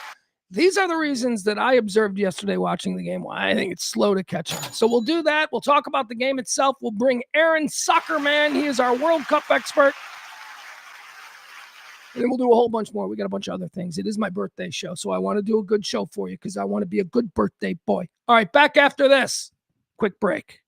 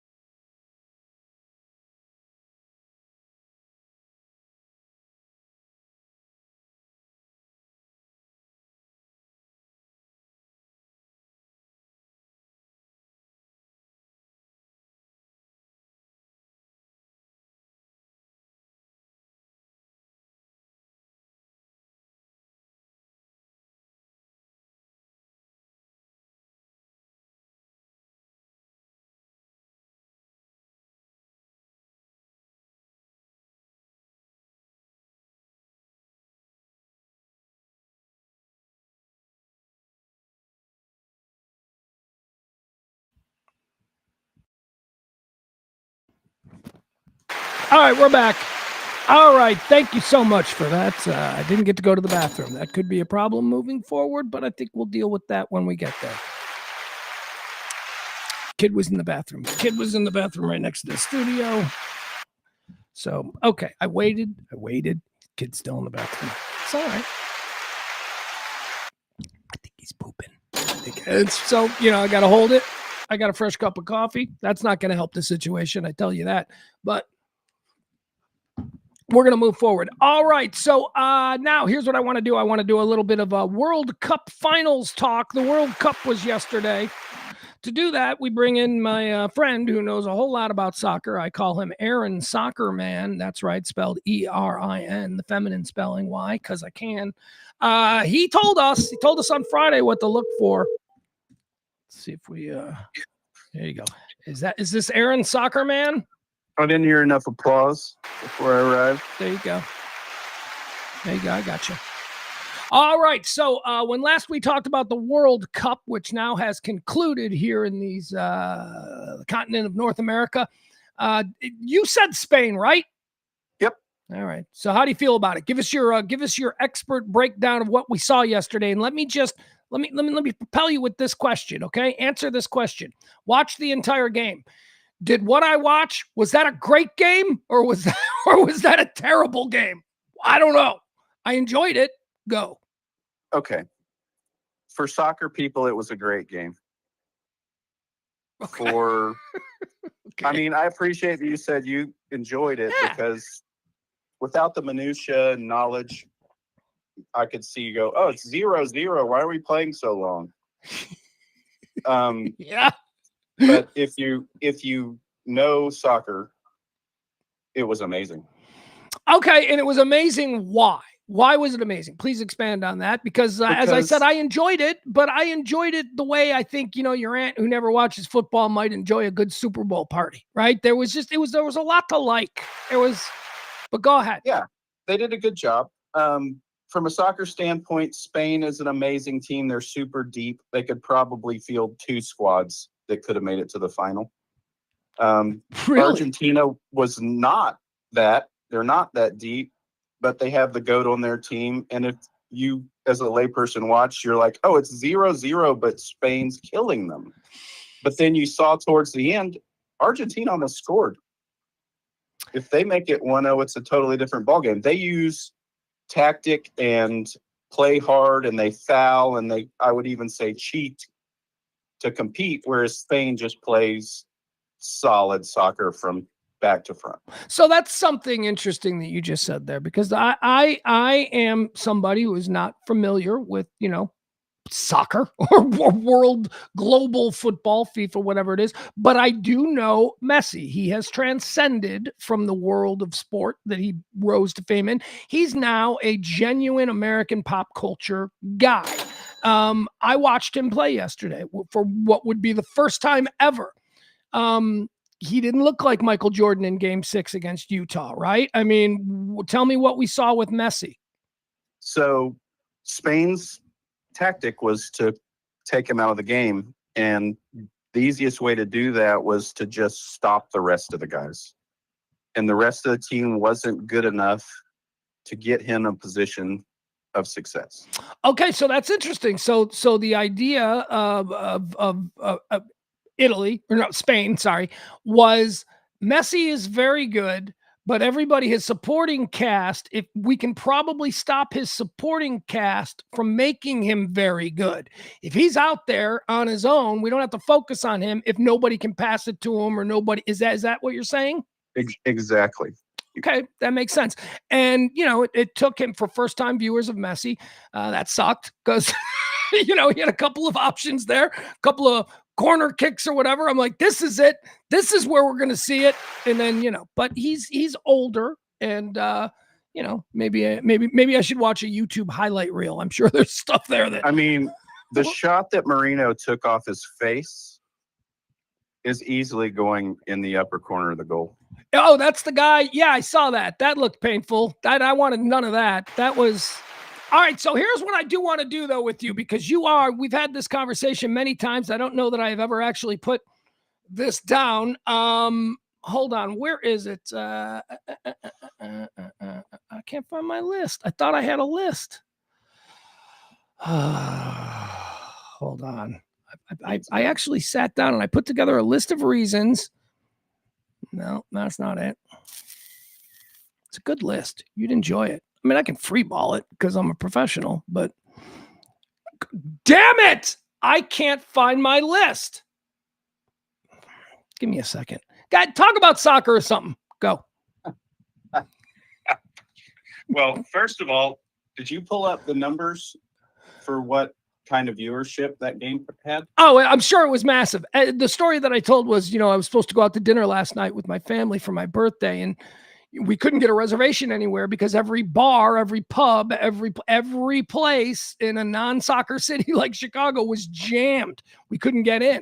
So I imagine, and I watched it, me and my son watched it, we enjoyed it. I imagine that the numbers were insane. Yeah, I think the U.S. probably they're estimating 45 to 55 million, just U.S. alone. Jesus, it was quite a spectacular. One of the things that I did enjoy, and this isn't one of my notes, by the way. I found my notes, so buckle up, Buttercup.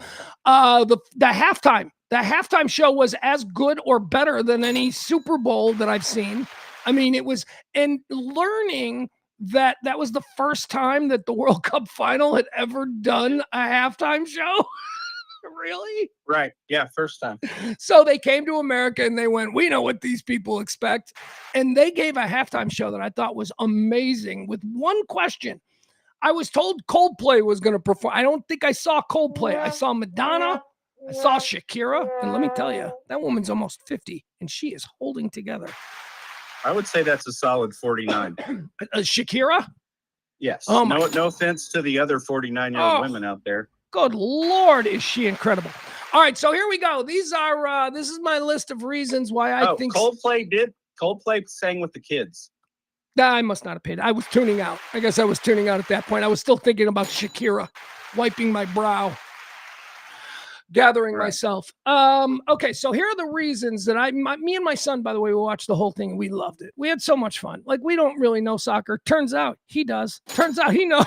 Like, all of the questions that I had, he was able to, like, like, he knows soccer. So that's a victory for your side, because this generation, maybe even younger kids are around it. He does, yes, by osmosis. He just understands the rules in a way that my generation never did, which I thought was kind of cool. So we're watching it and we're enjoying it, and we're laughing. And, one of the ongoing bits was every time one player touched another player, we would both scream, ow, ah, like, a little soft. The flopping is a little bit much and lends itself to mockery. So we enjoyed that. I also, and boy, oh boy, did my son not like hearing this. My son took up for his Uncle Aaron. I said, this goalie thing, I could probably do that. And I believe that, Aaron. I think that you could put me on a stool. Look, there were a couple of free kicks there. And I said this to my son with these free kicks. I think that's what they are. I said, look, son, there are two options here. They are going to kick it directly to the goalie. He's not even going to have to get off his stool, or they're going to miss the goal entirely, about 10 yards high. In every single free kick, that's what happened. So I think I could be a goalie. Your thoughts on that, Aaron, the goalie? Not a chance. I'm fat enough. I'm fat enough and slow enough. What do you mean, not a chance? Well, first of all, at this level, they're all gigantic. I mean, Martinez, who had, I think, 12 saves, which is kind of a lot for a final, which means he was getting shelled by Spain. I think he's 6'5" or 6'6". Wingspan, I'm guessing, would be important. Yeah, well, quickness and wingspan are everything. Now, look, obviously I'm being silly, but it truly did look last night like a lot of these guys were kicking it right to the goalie. Well, and I know that's not the object. It's Spain's crutch, right? So people, if you're going to say there's something wrong with Spain, and this is for probably the last 4 or 5 years, they can't score. They need a Holland. They don't have a Holland. I don't know what that means. All right, let's go to my list of the 5 observations. And by the way, I'm going to leave out the first 2, which are obvious, which are the ones that the non-thinkers always offer up, which is, well, soccer's too low scoring and there's no commercials. All right, granted, we can work around both of that stuff. Here are my reasons why I think world-class elite level soccer hasn't taken off in this country. One, you got a problem with the clock. The clock counts up. To what? If you are new to the sport, they are making you. Why doesn't it count down, Aaron? We already discussed this, and hopefully all your viewers are back today from our last talk.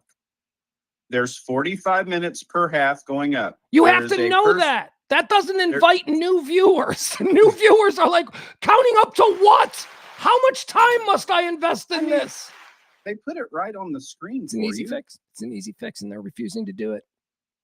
You want them to count down and then add more countdown? Do you think counting up counts up? Do you think counting? Well, that's the other problem. Thank you. Okay, so it counts up to a magical number, and then more magic time appears.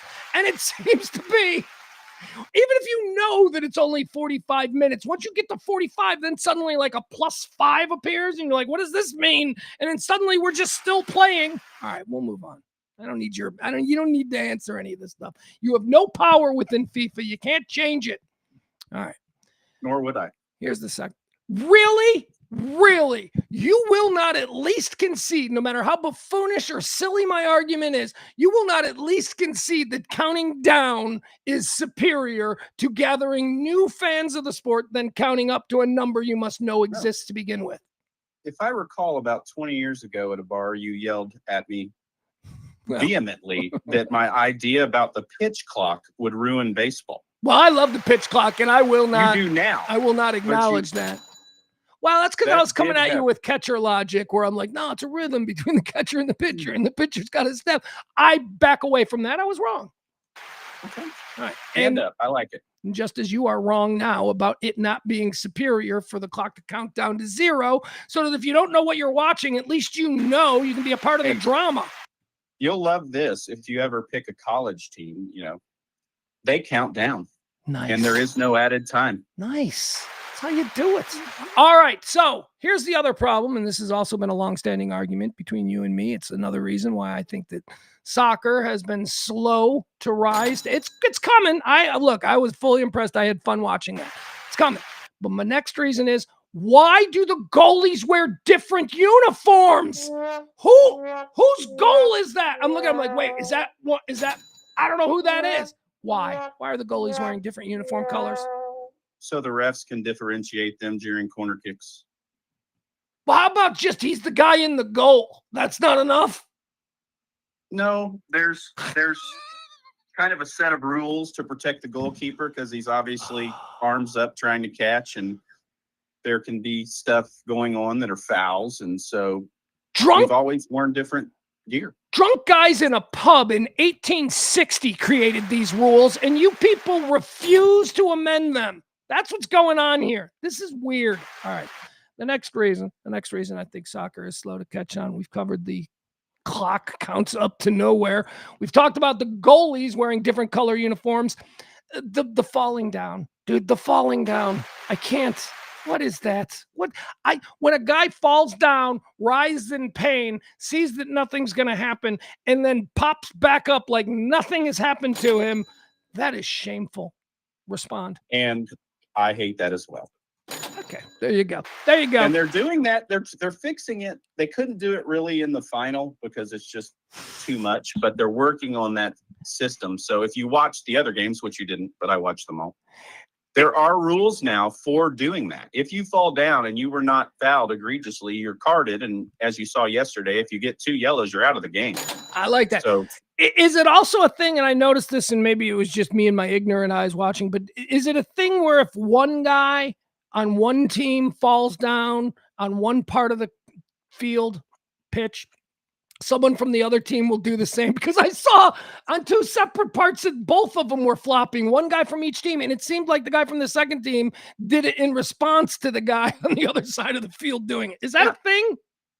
Well, it's part of especially Argentina, which is why a lot of people didn't want them to win, is because that's the game they play. It's like, look over here. And falling down on purpose, trying to get free kicks. They couldn't play any offense, right? So they were falling down nonstop, anywhere close to the other goal, hoping to get a free kick so that Messi could be Messi. The one guy in the game yesterday who had a collision, the guy who did the cartwheel Yep. That happened, and I went, "Oh, that's legit. All right, we're not going to mock that. That is legit." That guy bounced right back up, didn't he? No, he was the guy that they brought the backboard or whatever out. That was serious. Do you know what happened with that guy? Was that serious? Because it looked like that's a shattered kneecap, if you ask me. No, I mean, he was fine. I probably didn't feel very good. Right. He's back in the game. That was a 19-year-old defender for Spain. All right. The reasons I believe that World Cup or top tier soccer has been slow to catch on in America. We talked about the clock counting up to nowhere, the goalies wearing different uniforms, the incessant falling down. Here's another thing, man. And I couldn't get past this. My son and I talked about this a couple of times watching the game. Americans don't like to watch that much running to nowhere. That's too much, right? It's too tiring to watch. It is legitimately a sport where if you're like me, you can't enjoy watching because it's tiring to watch. Well, it sounds like a personal problem. It probably is. All right. Americans, I don't believe, like to watch physically fit people run around that much. I think they feel a little bit, Don't you feel like it's just a little larger basketball? Because basketball, they run nonstop. No, that's the problem. It's a way too much larger basketball. We can handle basketball. That's a gym. We've all had gym class. But this is nonstop running on a football field for like 3 hours. It's insane. All right, which brings me to my final issue with top tier soccer, World Cup soccer, whatever it is, and why it has been slow to catch on here in the United States. And I don't know, you got to do something about this. This is not something that I think we're ever going to be able to get comfortable with. And that is the fact, the overall relentless handsomeness of every dude who plays in the World Cup. It's like F1. It's the same reason that I think that F1 superstars will never truly crack through. We are a country who likes our superstars. Look, it was based upon Babe Ruth, okay? He is Tom Brady. It's why people hate Tom Brady. It's why people like Patrick Mahomes, because he looks like a Muppet, and they hate Tom Brady because he looks like the guy your wife thinks about when you're failing to pleasure her. We don't like attractive. We'll accept some, but we don't like overall for everybody on the team to be gorgeous. Have you ever looked at your NBA team? You got some ugly dudes on that team. You ever looked at your football team? You got some real ugly dudes. Why? Because it allows the average everyday man to sort of look at that and go, well, that could be me if I tried harder. Your response to the overall relentless handsomeness occurring in soccer. Well, it really helped me during high school and college. But other than that, I mean, you said it. How are they all handsome? How are they? Fit. They run a lot, so they're fit. Right. That's big. That's the base. But you look at Messi is not overly attractive. Did you see Cucurella, the guy with the big curly hair? I mean, he's not. Although his wife's pretty stunning, but. Yeah.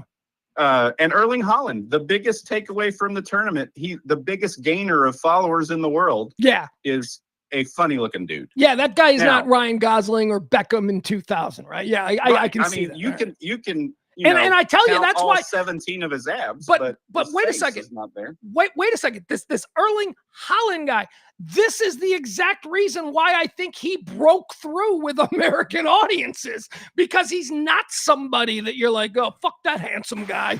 I think that's the reason. He is like, the exception that we're all like, yeah, the big giant Viking looking guy.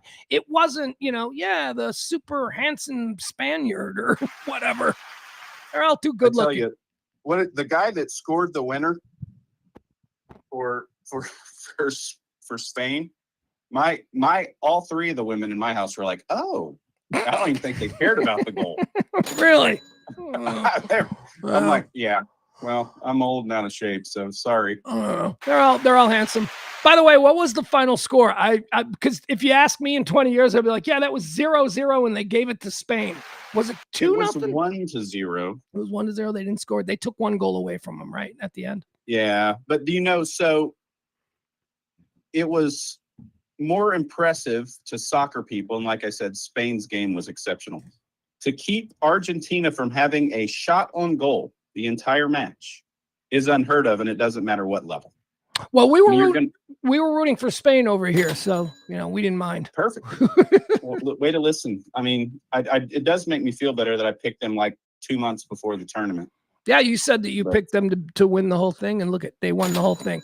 All right, so what is it? Every 4 years, 2 years? What? How do we do this? What's happening? Yes, we have.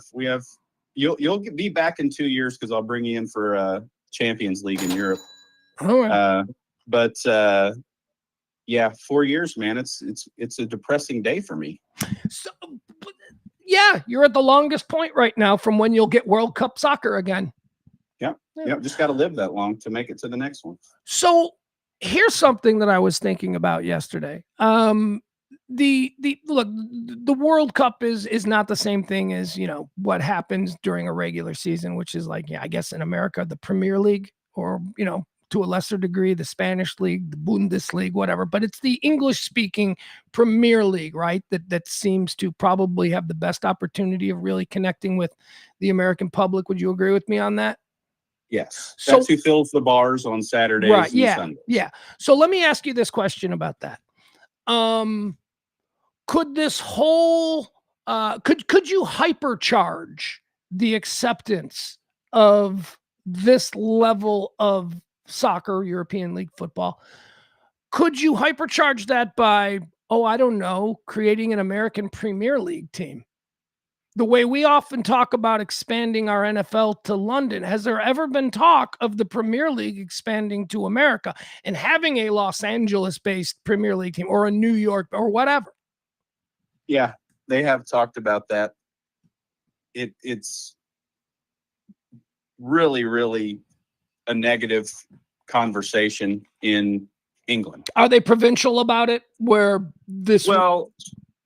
I mean, if you're aware of the way their system works, and if you've watched Wrexham or any of the stuff that old Deadpool's doing, that there are teams that are in the 5th division. Right. If they're good enough, they can make their way to the Premier League. So, yeah, okay, that's interesting. Yeah, you're right. So that would certainly be a barrier to the way at least we here in America think about the expansion of our sports. If you were to expand into that league, you would have to play how many seasons before even being welcomed? And you'd have to start at the lowest level. You'd have to win that, be elevated, and then win the next level and be elevated. So, okay, so let's get started. Yeah, I guess I think it'd be great. I mean, I think it would be great. Yeah, I mean, look, we live in a global society now, and, they're traveling all over the world. And if we're talking about expanding the NFL over there, why couldn't we have 5 Premier League teams here in the United States? I don't know. I think it's interesting. I certainly enjoyed the halftime. I enjoyed the commercials. Those damn He Gets Us Jesus commercials make me cry every damn time. It was a nice experience. I'm glad you liked it. I didn't say that. I said it was no, I did. I liked it. I may not have understood what I was watching, and there were not enough scores for me, and all those reasons that I listed, but I did. I thought it was good, and I'll watch it again. All right, Aaron, thank you. Appreciate you hanging out. Guys. And explaining this to us. See you in 4 years. There he goes. That is Aaron Soccer Man. He is the show's soccer expert. Whenever anything soccer comes up, he's the guy that we're going to use. Let's see. As we transition here one more time, let me say thank you to... That's the transition music from Curb Your Enthusiasm. Got stuck in my head. I really wish I had that transition music here on my little sound thing. I've only got 4 sounds, but one of them, I would love it to be that Curb Your Enthusiasm between scenes. Dun, dun, dun, dun, dun, dun, dun, dun, dun, dun, dun, dun. Has my phone been hacked? Something is happening strange with my phone where it seems to be moving. Our July heroes, one more time. Thank you to the people who helped this show. We shake the cup. We exist on your gratuities. Thank you to April. Thank you to Heidi. Thank you to Maddie. Thank you to Peter. Thank you to Barney. Thank you to Mama B, Mike D, and Leslie C. You guys have helped support this show this month, July. Thank you to our July heroes. If you want to join them, get your name up there. All you got to do is drop a little something there in either the Venmo or the Cash App. And I look forward to seeing your name. All right, let's keep going. What else do we have? We've got a bunch more stuff. Let's see. What are we going to move into here? Let's do our douche of the day. Well, douche of the day is what Kelly and I used to do. And for copyright reasons, not sure I can do that anymore. Actually, it's more like intellectual property. Actually, I'm kidding. I'm probably not supposed to do that because Live 105.3 and CBS owns all our intellectual property, as I've been told numerous times. But they don't exist as a company anymore. So fuck you. Fuck you all. Anyway, I still call it Dick of the Day. Every day we talk about somebody who is making the news, and we shine a little spotlight on them, and we reward them with the trophy, Dick of the Day. Today's Dick of the Day. And again, the rules here are I do not like to use celebrities like, Trump is never going to be Dick of the Day. Biden is never going to be Dick of the Day. I don't do that. I like to use, generally speaking, just normal, everyday American citizens. However, today we do have a slight exception because today's Dick of the Day is Tulsi Gabbard's brother. His name is like Batarti. Anyway, here you go. Tulsi Gabbard's brother. He did some things that are just, totally tracks for the Gabbard family. I've been saying every time Tulsi Gabbard comes up, every time, people like, no, she's whatever. You weirdo MAGA people, you totally accepted her full open arms into your little world until she embarrassed herself. She was raised in a cult, you guys. She was raised in a cult in Hawaii, and you elevated her to the position of somebody who whispers in the ear of the president about security. Weird family. Do some fucking research. Oh, it was okay when she was at them. No, it wasn't. Go fucking kick rocks with that bullshit. She was a weirdo dem, and that's why she was ostracized, and that's why you guys welcomed her with open arms, because you can't spot a weirdo. It's a problem. All right, so her brother is apparently a child molester. Her brother was doing, the most cliched child molester stuff. Offering candy to kids, keeping a list of the names of the kids that he liked. Yeah, Tulsi Gabbard's brother. This is a woman, I'm telling you. A woman who shares genetics with this freak show was in serious proximity to the president of the United States, and he relied on her for information. Here you go. Here's the story. Locally out of Hawaii, the story of Tulsi Gabbard's weirdo brother, who was also raised in a weirdo cult where everybody was probably getting molested, and now he's a child molester. It's weird. Honolulu police today charged 55-year-old Batardi Gabbard with custodial interference after he allegedly offered children money and gum and even asked for their names and wrote them in a notebook. Police say the children refused and he walked away. Gabbard is the brother of former Hawaii Congresswoman Tulsi Gabbard and the son of State Senator Mike Gabbard. The senator tells us his son has been on a drug binge and was admitted to a hospital for a psychiatric evaluation this afternoon. All right, there you have it. Tulsi Gabbard's weird family clocking in today as our Dick of the Day. I mean it. It's weird. The family's weird, man. Like 5-6 years ago, I learned about her. I learned about all this weirdness that was going on, and nobody ever talks about it. She was raised in a weirdo, hippie, alien sex cult in Hawaii that came out of like the 60s free love bullshit. It's weird. It's weird. And they prepared her for a young age to be mainstreamed, just like the whole Scientology thing. Anyway. You people were like, no, she totally should be Trump's national security. What? The surfing Hawaiian chick with the nice body and the pockmarked face. You want her to be in charge of like national security. Holy. All right. She was only elevated because she's a former Democrat who then broke with the Democrats and started supporting Trump. She was a terrific little campaign tool for him and someone that they could point to as being, see, not all Democrats are going to stay with that nonsense. Even ask her. She was a nonsense. That's what they used her for. They used her for it. She didn't have any capabilities, so she started embarrassing them, and now she's gone. And her brother is hanging out in a van, shaking a bag of candy at little kids as they go by. Good job, MAGA. Nothing but the best people, right? And then what he said, nothing but the best people. All right, there you go. Tulsi Gabbard's bro.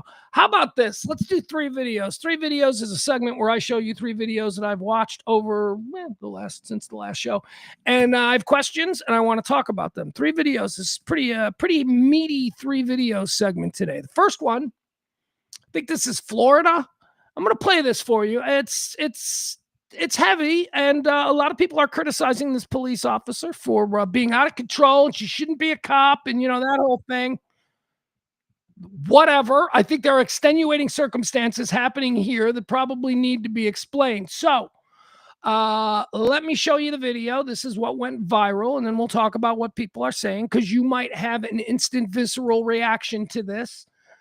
Again, these videos are always edited to promote or support the point being made in the post, right? So this post is trying to tell us that cops are out of control and that this woman should not be a cop and blah, blah, blah.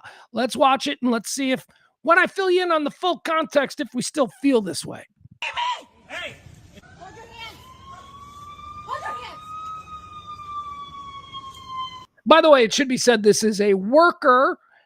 He is laying on the ground, and all of this is being filmed on his glasses. Apparently, this worker has glasses, these Google glasses. I don't know. Wasn't that a thing in 2005 and we all said no? And now it's back. And now it's back. Suddenly they're slow rolling it. When the Google glasses were the big thing that they were, Google or Apple or whoever, the big thing that they were promoting, they're like, look, everybody in America is going to have these. When they leaned into the launch of it, everybody went, no, fuck that. Fuck that. And it went away for like years. It was like you couldn't wear those things, and they stopped making them and they stopped promoting them.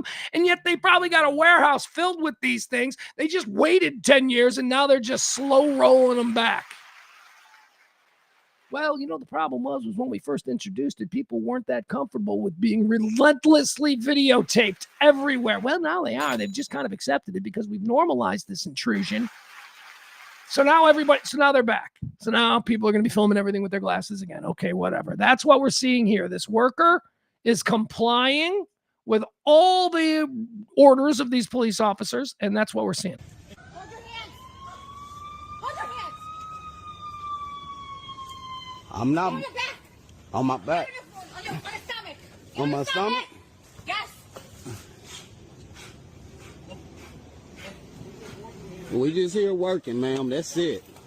I only have Okay, you can see in the background there's a lot going on. What has gone on is, and I'll give you the context as we move forward.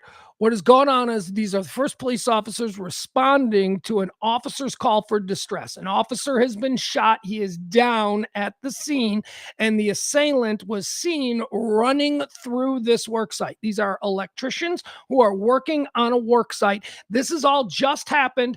And again, everybody, witnesses say that the guy ran right over here and disappeared behind this work truck, this electrical truck. So these are the police responding to that. That is the context. tools on me. Right here! Stomach! On my stomach? Yes!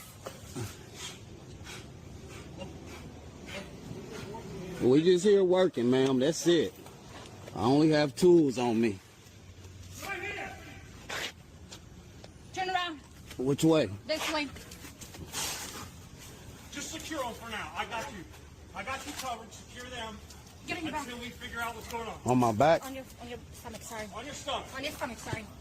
You're fine. This Yes, is- here. No, I'm not under arrest. You're not under arrest. Just detain. There's a shooting. Yeah, I understand. Officer, there's no shooting. Yeah, we just bystanders. I didn't know you get cuffed up for being a Be bystander. quiet. Please, you're not making it easier. I'm just working though, ma'am, and you treating me like I got something to do with it. Sir, please. It's already bad enough for my Please, skin is Can color. you just sit down here? Okay, can you just sit against the wall? Please, scoot yourself over. I mean, at this point, I think that this officer is fairly convinced that this person is not the shooter. Okay. But this just happened. This is crazy.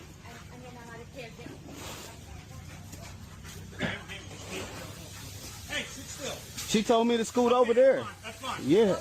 What y'all want me to do? Fine. No, sit against the Ah, okay. Y'all confused and y'all look scared like y'all don't know who y'all want to shoot. I'm just working. Hey, handcuff Hey, it's all right. Handcuff him. Okay, that is troubling. That response is troubling. Handcuff the second guy. We're good. I need your badge number, man. This is crazy. I need your badge number, ma'am. This is crazy. Yeah, all right, dude. All right, look. So here is what I would say to the people who are like, she needs to lose her job, right? She doesn't need to lose her job. Maybe she needs to be taken off the street, reprimanded for that obvious loss of emotional control.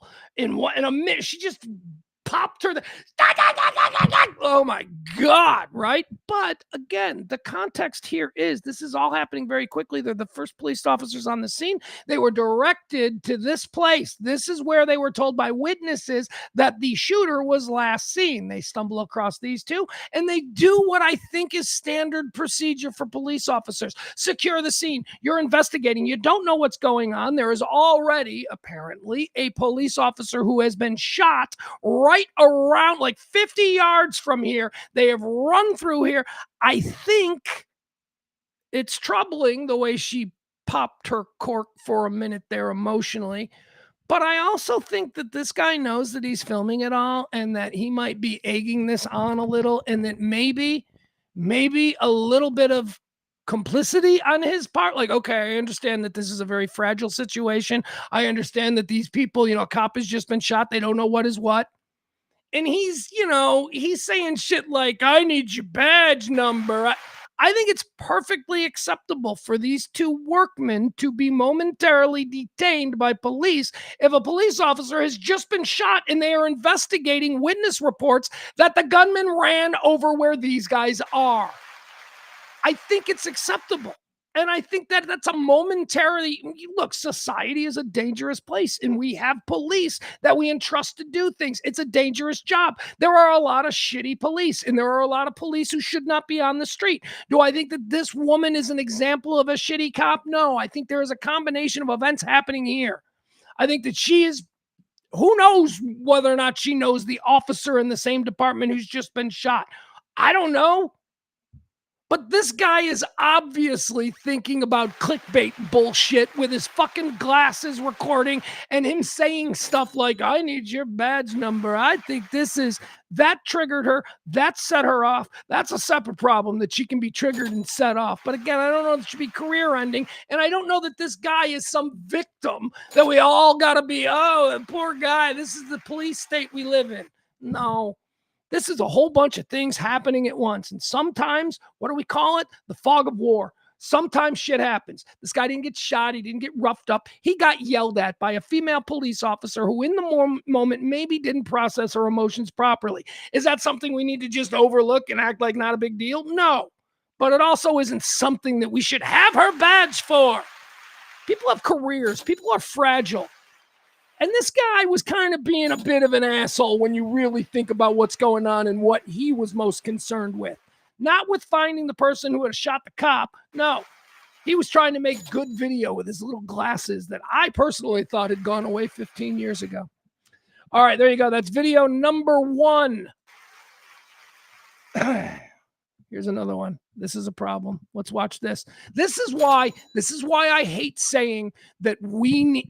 This is why I hate holding my can out and saying, support the show, support the show. I'm here every day for 5 years. I'm talking about the world from a nonpartisan, non-radicalized, middle guy, lean a little left some things, lean a little right on some things, neither a Democrat nor a Republican, despise MAGA and everything that it stands for, support the working class, pro-union, pro-peasant class, if you will. That's who I am. I'm a guy. I'm not gay. I'm a heterosexual, middle-aged man. I've been married twice. I have a 17-year-old son. I'm a normal guy. I like sports. I like fine whiskeys. I like to smoke a little weed and get high at the end of the night and relax. I think I'm a pretty average guy, right? I wouldn't call myself a pussy. I wouldn't say that, I'm a cuck. I don't even know what that shit means. These are all new bullshit brands that people are walking around with. But I do know this, as the father of a 17-year-old son, I know that there is this weird, almost perverted alpha cosplaying movement. First of all, I don't even, there are 2 words, alpha and woke, that I just, fuck you. If you use those words like casually in conversation, I'm like, okay, you're radicalized. Those are words that are everyday staples of the vocabulary of radicalized Americans. If you're walking around going, I don't like that woke stuff, or it's a little too woke for me. Fuck you. You're a moron. You've drank the Kool-Aid. You're broken. Same thing, alpha. You're broke. Ugh. But this alpha movement, and I wonder if it has to do with something that we've known for a very long time, and that is that American men have, at least since the 1980s, been taught that being naturally masculine, being a big dumb guy, is either evil or the height of stupidity and absolutely okay to lampoon and mock and deride. I mean, every TV commercial since, the 1970s, if it's depicting a family, the husband's always the fucking moron. The husband's the one who's like, I can do it, honey. And then it's always the wife who's like, that's why I call the experts. And then the husband's always doing something fucking stupid. That's the idea that's been normalized. And so there are a lot of men now, over 30 years of this sort of, men are not that. Okay, I know a lot of relationships where the wife is the fucking idiot. Yet, have us believe that every man, and this isn't a white man thing, this is a man thing. Because I'm trying to explain or trying to understand why there is such a need to be seen as alpha now. And I do think that years and years of that has sort of come to a boiling point. Now, I don't know who these people are who really lean into the alpha thing. I think these are people who maybe feel like they're disappointments to their father.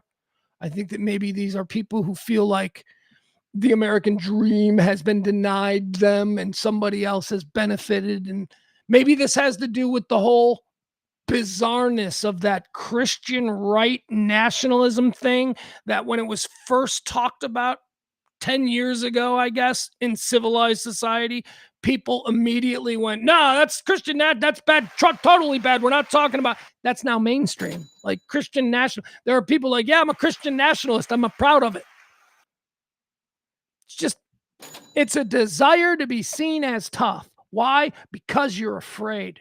Because you're the person who has an arsenal in your house. Because when that black guy kicks in my door at 2 a.m., I'll be ready. That black guy is never going to kick in your door. But you have a small mind and you have been stirred up to the point where you think it's a possibility. So you're going to prepare yourself for the moment when you're going to be tested. That's the alpha bullshit.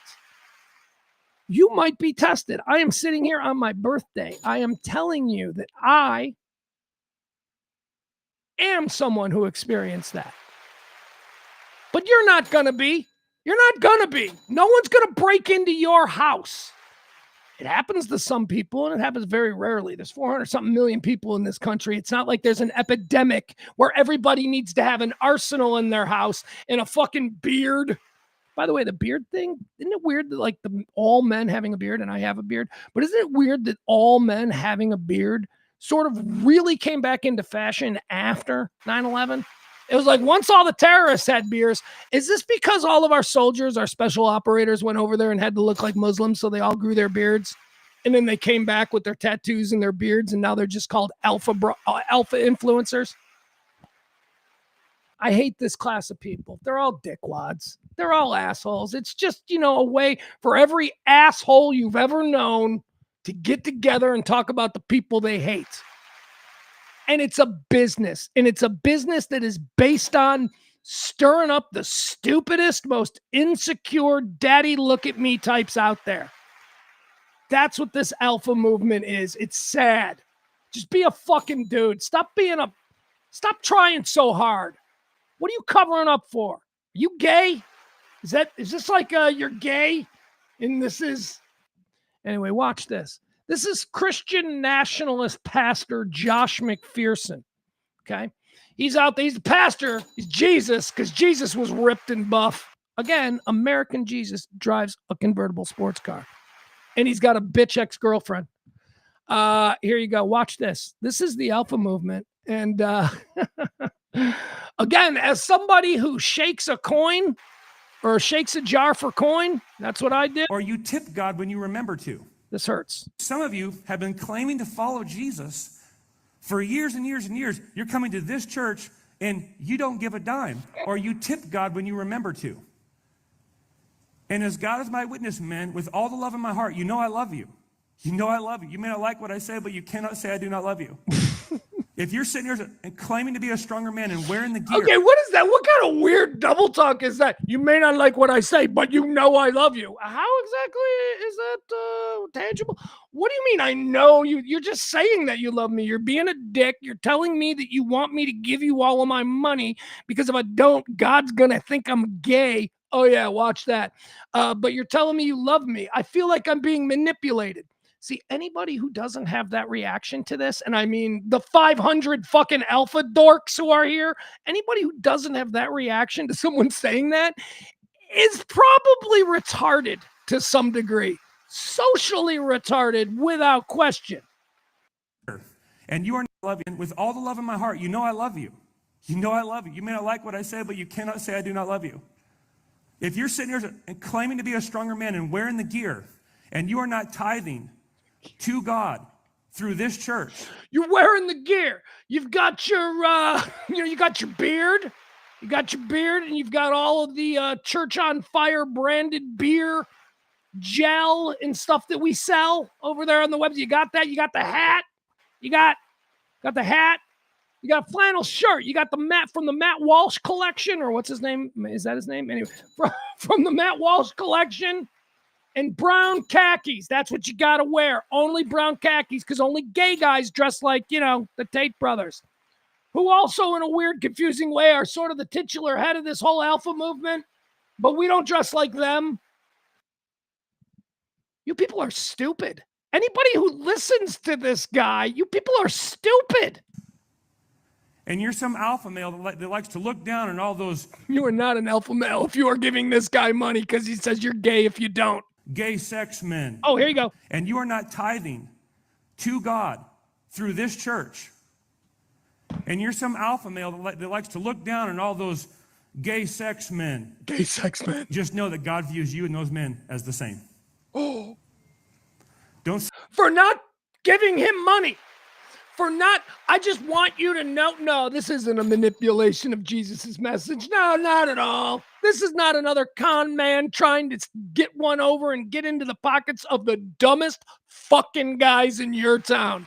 The dumbest fucking guys in your town know who this guy is. Sit here on your high alpha male horse, looking at all these perverts out there having sex with men.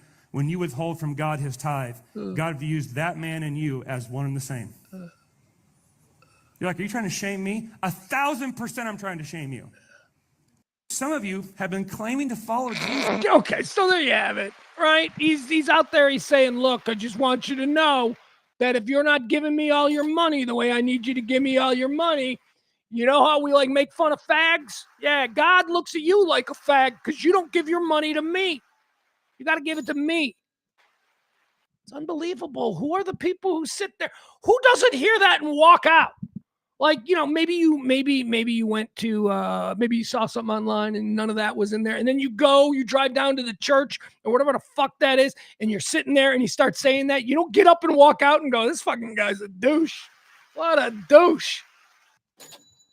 Such a weird movement, man. You don't get to be a man simply because you hang out with a bunch of other insecure men who are going to, strengthen numbers. Douchebags. Just be a dude, man. Just be a dude. So gay. It's just so riddled with insecurity and my dad didn't like me, kind of bullshit. Ugh. Anyway, it's almost done. We're almost done with this whole thing. It is the natural response to the men getting naked and running around in the woods together. The whole, remember that 70s man getting it. This alpha asshole thing is just the natural pendulum swing, the counterbalance to that we put up with for a while. And that's gone. And this is going to be gone too. Don't worry about it. All right. Now the third video that I want to show you, this is a situation that's near and dear to my heart. I've been doing this show. I don't know how long. This is Tim Dillon. I don't know how long Tim Dillon's been doing his podcast or whatever it is on a daily basis, but I've been doing this fucking thing for 5 days every day. 5 days a week for 5 years. Every damn day. I got nothing. Nobody's paying attention to me. I've been pretty consistent with my messaging. As I learn new things, I may change a little bit. From the very beginning, I knew this was all bullshit. So I'm a little bit irritated now when I start seeing these people like Tim Dillon's and the Joe Rogans and anybody else, Theo Vons or whatever, these guys who are suddenly starting to read the tea leaves and go, hey, maybe these guys lied to us. Hey, maybe they're not as great as I thought they were. These fucking guys who cashed in relentlessly by simply going, I don't know, it seems like it's pretty good to kick everybody brown out of the country. You people, you helped that occur. You carried that message to all your brain dead followers and they started thinking it. And I, from the very beginning, have been saying the same thing. This is some nonsense. And now the Tim Dillons of the world are starting to just go, oh, I was wrong about that. By the way, this guy's a liar. He's a con man. This is some bullshit. You can do that? I didn't know that. Look at me, just being authentically the same all the way through. I've said it from the beginning. This is bullshit. Now you got people like Tim Dillon telling his listeners that he's made a mint out of, by the way. He has made so much money. Telling his listeners that I was wrong. By the way, we were lied to. We were lied to by this whole MAGA thing. Here's Tim Dillon. Seriously, this pisses me off. You mean I could have just lied? You mean I could have just seen an opportunity to cash in and all of you people would have been okay with that? As long as I was telling you what you wanted to hear, not what I actually believed, but what you wanted to hear. Look at me, silly, stupid me, thinking you people wanted authentic thought. Here we go. This is Tim Dillon. He's Breaking Bad. He's done with it. And you people are fools. They're in the White House. They have the Congress. They have the Senate. They have the Supreme Court. It is them. It is now them. I don't want to hear about the deep state anymore. You're playing me for a fool. You're playing everyone for a fool. You brought in Kash Patel. You brought in that other guy, Dan Bongino. You threw him out or he left, whatever. You brought in Pam Bondi and then threw her out. I'm sick of hearing about this deep state. All of these people. You have to be one of the stupidest people in the world to fall for this shit at this point. At this point, he says. At this point. Well, let me tell you something, Tim. Some of us, long time ago, we were like, you guys have to be really stupid to fall for this bullshit, but you fell for it. You fell for it, you amplified it, you made all kinds of money out of it, and now you're looking at the situation and you're going, I think we was had. Well, fuck you. Fuck you and all of you. You are peddling the dumbest, most, by the way, I hate to use this word, but cringe. Yeah. It's literally cringe. You watch this and you go, I feel so disgusted by the fact that they think people are still gonna believe this shit. People do. Frank Smith in the chat room is still Byron Barney. I don't know, but people still do. Tim, I'm sorry. 36. The latest worst poll ever that I saw was that 36% of Americans still support Trump. 36% of this fucking country. Well, it's the deep state. It's the deep state. You guys covered all this shit up. Polymarket has it like that. We're like the odds to put boots on the ground before 2027 is almost 30%. It's like a 26% chance. I think it's much higher than that. I think they're wrong on this because there's nothing to do. There's nowhere to go. There's two options here. Nuke, boots on the ground. And you've got a guy in there who might do a combination, might do one or the other. He might do both. Who knows what the fuck he does? All right, there you have it. I didn't know. I had no idea that I could have been, just one of the boys saying the nonsense and cashing in. And then everybody would just allow me to change my mind. Changed my mind. I can now see that this all seems like bullshit. Really, Tim? You can now see? Now you're seeing it. Interesting. You're stupid. Thank you for telling me. I now know that I'm smarter than you, Tim. You're stupid. You couldn't see it. You didn't spot it. Your judgment is off. That's going to be 3 videos. Let's see. What's the last thing we want to do here? Let's do Can't Beat Fun at the Old Ballpark. Why not? Our celebration daily of the great American pastime of baseball. This is a in-park innovation. I don't like the wave. I'm not a big fan of the wave. Although, can I tell you about the wave?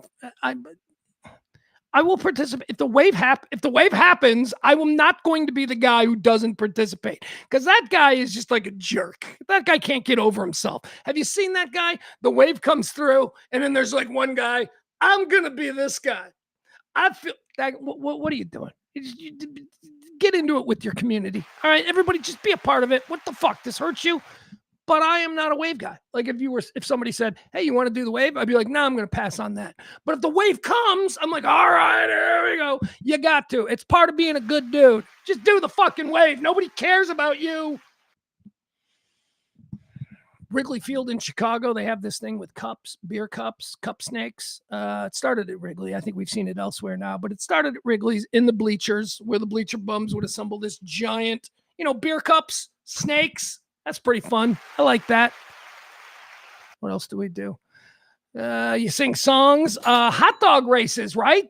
Who doesn't love the hot dog race? Do you remember it started out as the dot race? You'd be at the baseball game, and on the big scoreboard, if your team had a jumbotron, they would give you this maze or whatever, and it'd be a bunch of dots. Okay, I'm going back to like the 90s. Before we had really cool things. But it was like a blue dot, a red dot, and a yellow, and you'd be like, okay, pick your dot. And then the dot races. You know what the dot races are. I don't have to explain it. Anyway, that was cool. That was cool innovation. Then they had the actual human sausage races. I think they did that up in Milwaukee. That's where that whole thing started, where a dude dressed as a hot dog, a dude dressed as a bratwurst, and a dude dressed as a Thuringer would all just race around the perimeter and the fans. Oh, it's great. In fun hijinks at a baseball game. I saw something the other day that I'd never seen before, and I thought, this is awesome. At first, I thought, nah, I don't know if I'm going to like that. And then I became dramatically invested in the outcome of this. Now, I don't know where this is. Let me see. It is a QT. Maybe this is minor league? No, this looks like major league. This looks like a major league park. QT, Quick Trip. This is a QT promotion, and it's brilliant. All right, here's how they do it. Again, I've never seen this before. It's the first time. They inflate a giant wiener, a giant hot dog wiener. They inflate it on one side of the stadium, and then on the other side of the stadium, they inflate a giant hot dog bun. So you've got a hot dog bun on one side of the stadium, and you got a giant wiener on the other. And the goal is that the crowd has to pass the giant hot dog. You got to get the wiener in the bun. That's what you got to do. At some point, the wiener and the bun are going to meet, and it's awesome. Here's how they do it. I don't know where this is. This seems very Milwaukee, because Milwaukee does a lot of fun things. I don't know, but here it is. Can't beat fun at the old ballpark. This was awesome. All right. Here. There you go. You see this? Where is this? Remax Evergy. Where is this? There's the hot dog. You're thinking right now, what are they doing? Oh, there's the bun. Do you see the bun? The bun is coming. Here it comes. I mean, this is something to be invested in at the game. Look at this. Are they going to get it? Ah, this is the hard part, right? No, turn it. Turn it up. Oh, I think he might be cheating. There you go. Look, we got the hot dog in the bun. All right, can't be fun at the old ballpark. Tell me that's not fun. That's kind of fun, right? Not crazy, am I? That seems fun. One more thing from Can't Beat Fun at the Old Ballpark. Let me show you this one. You guys ever watch kickball? You ever seen kickball be played at the high level? High level kickball is something, because they don't just roll the ball. High level kickball has spins and bounces, and a good high level kickball pitcher can make you look like a fool. So let's go out to a little kickball tournament, and this is a kickball pitch that I'm telling you, like I said, a good kickball pitcher can make a kickball kicker look like a fool. Watch this ball. First of all. Oh! Did you see that? Did you see this ball? Watch this. Starts out there. Now it's going to bounce to the whatever. Bounced over the plate. Now he's going to kick it. It's bouncing, by the way. And he's... Oh, no. That is... One more time. Oh, no. That is unfortunate. Can't be fun at the old ballpark. Unless, of course, you're that kid. That kid, that's embarrassing. But also cool. I would show friends that. I'd be like, look at how cool this pitch was. Yeah, but you look like an idiot. I don't care. Look how cool that pitch is. Guys, that's going to do it. I've had a wonderful time today on my birthday. I've got a lot to do. I'm going to go out to my mom's. Guess we're going to go out to dinner maybe. I don't know. Maybe we'll pick something up. At any rate, we're going to go spend some time with some people who I love. It's my birthday. I want to thank all of those who made the month of July a priority with their little tips and all that stuff. The show runs on your gratuities and your tips, so please help out if you can. Excuse me. That was not good. I just burped. That was not good. You know what? The alpha preacher, the alpha male Christian nationalist preacher who asks for money, he would never have burped in the middle of his pitch. Anyway, our heroes for July, the people who have helped this show keep going, is, of course, April, Heidi, Tracy, Maddie, Peter, time and again. Barnes, he's great. Mama B, relentlessly consistent. Mama B, thank you so much. Mikey D and Leslie C, those are our July heroes. Add your name to that list simply by dropping something in the Venmo or the Cash App. Don't know what I want for dinner. It's my birthday. I don't know what I want. I get to pick the restaurant, the normal restaurant. Again, like I said at the start of the show, we don't go to fancy places. We go to a place with a bar. We eat pub food.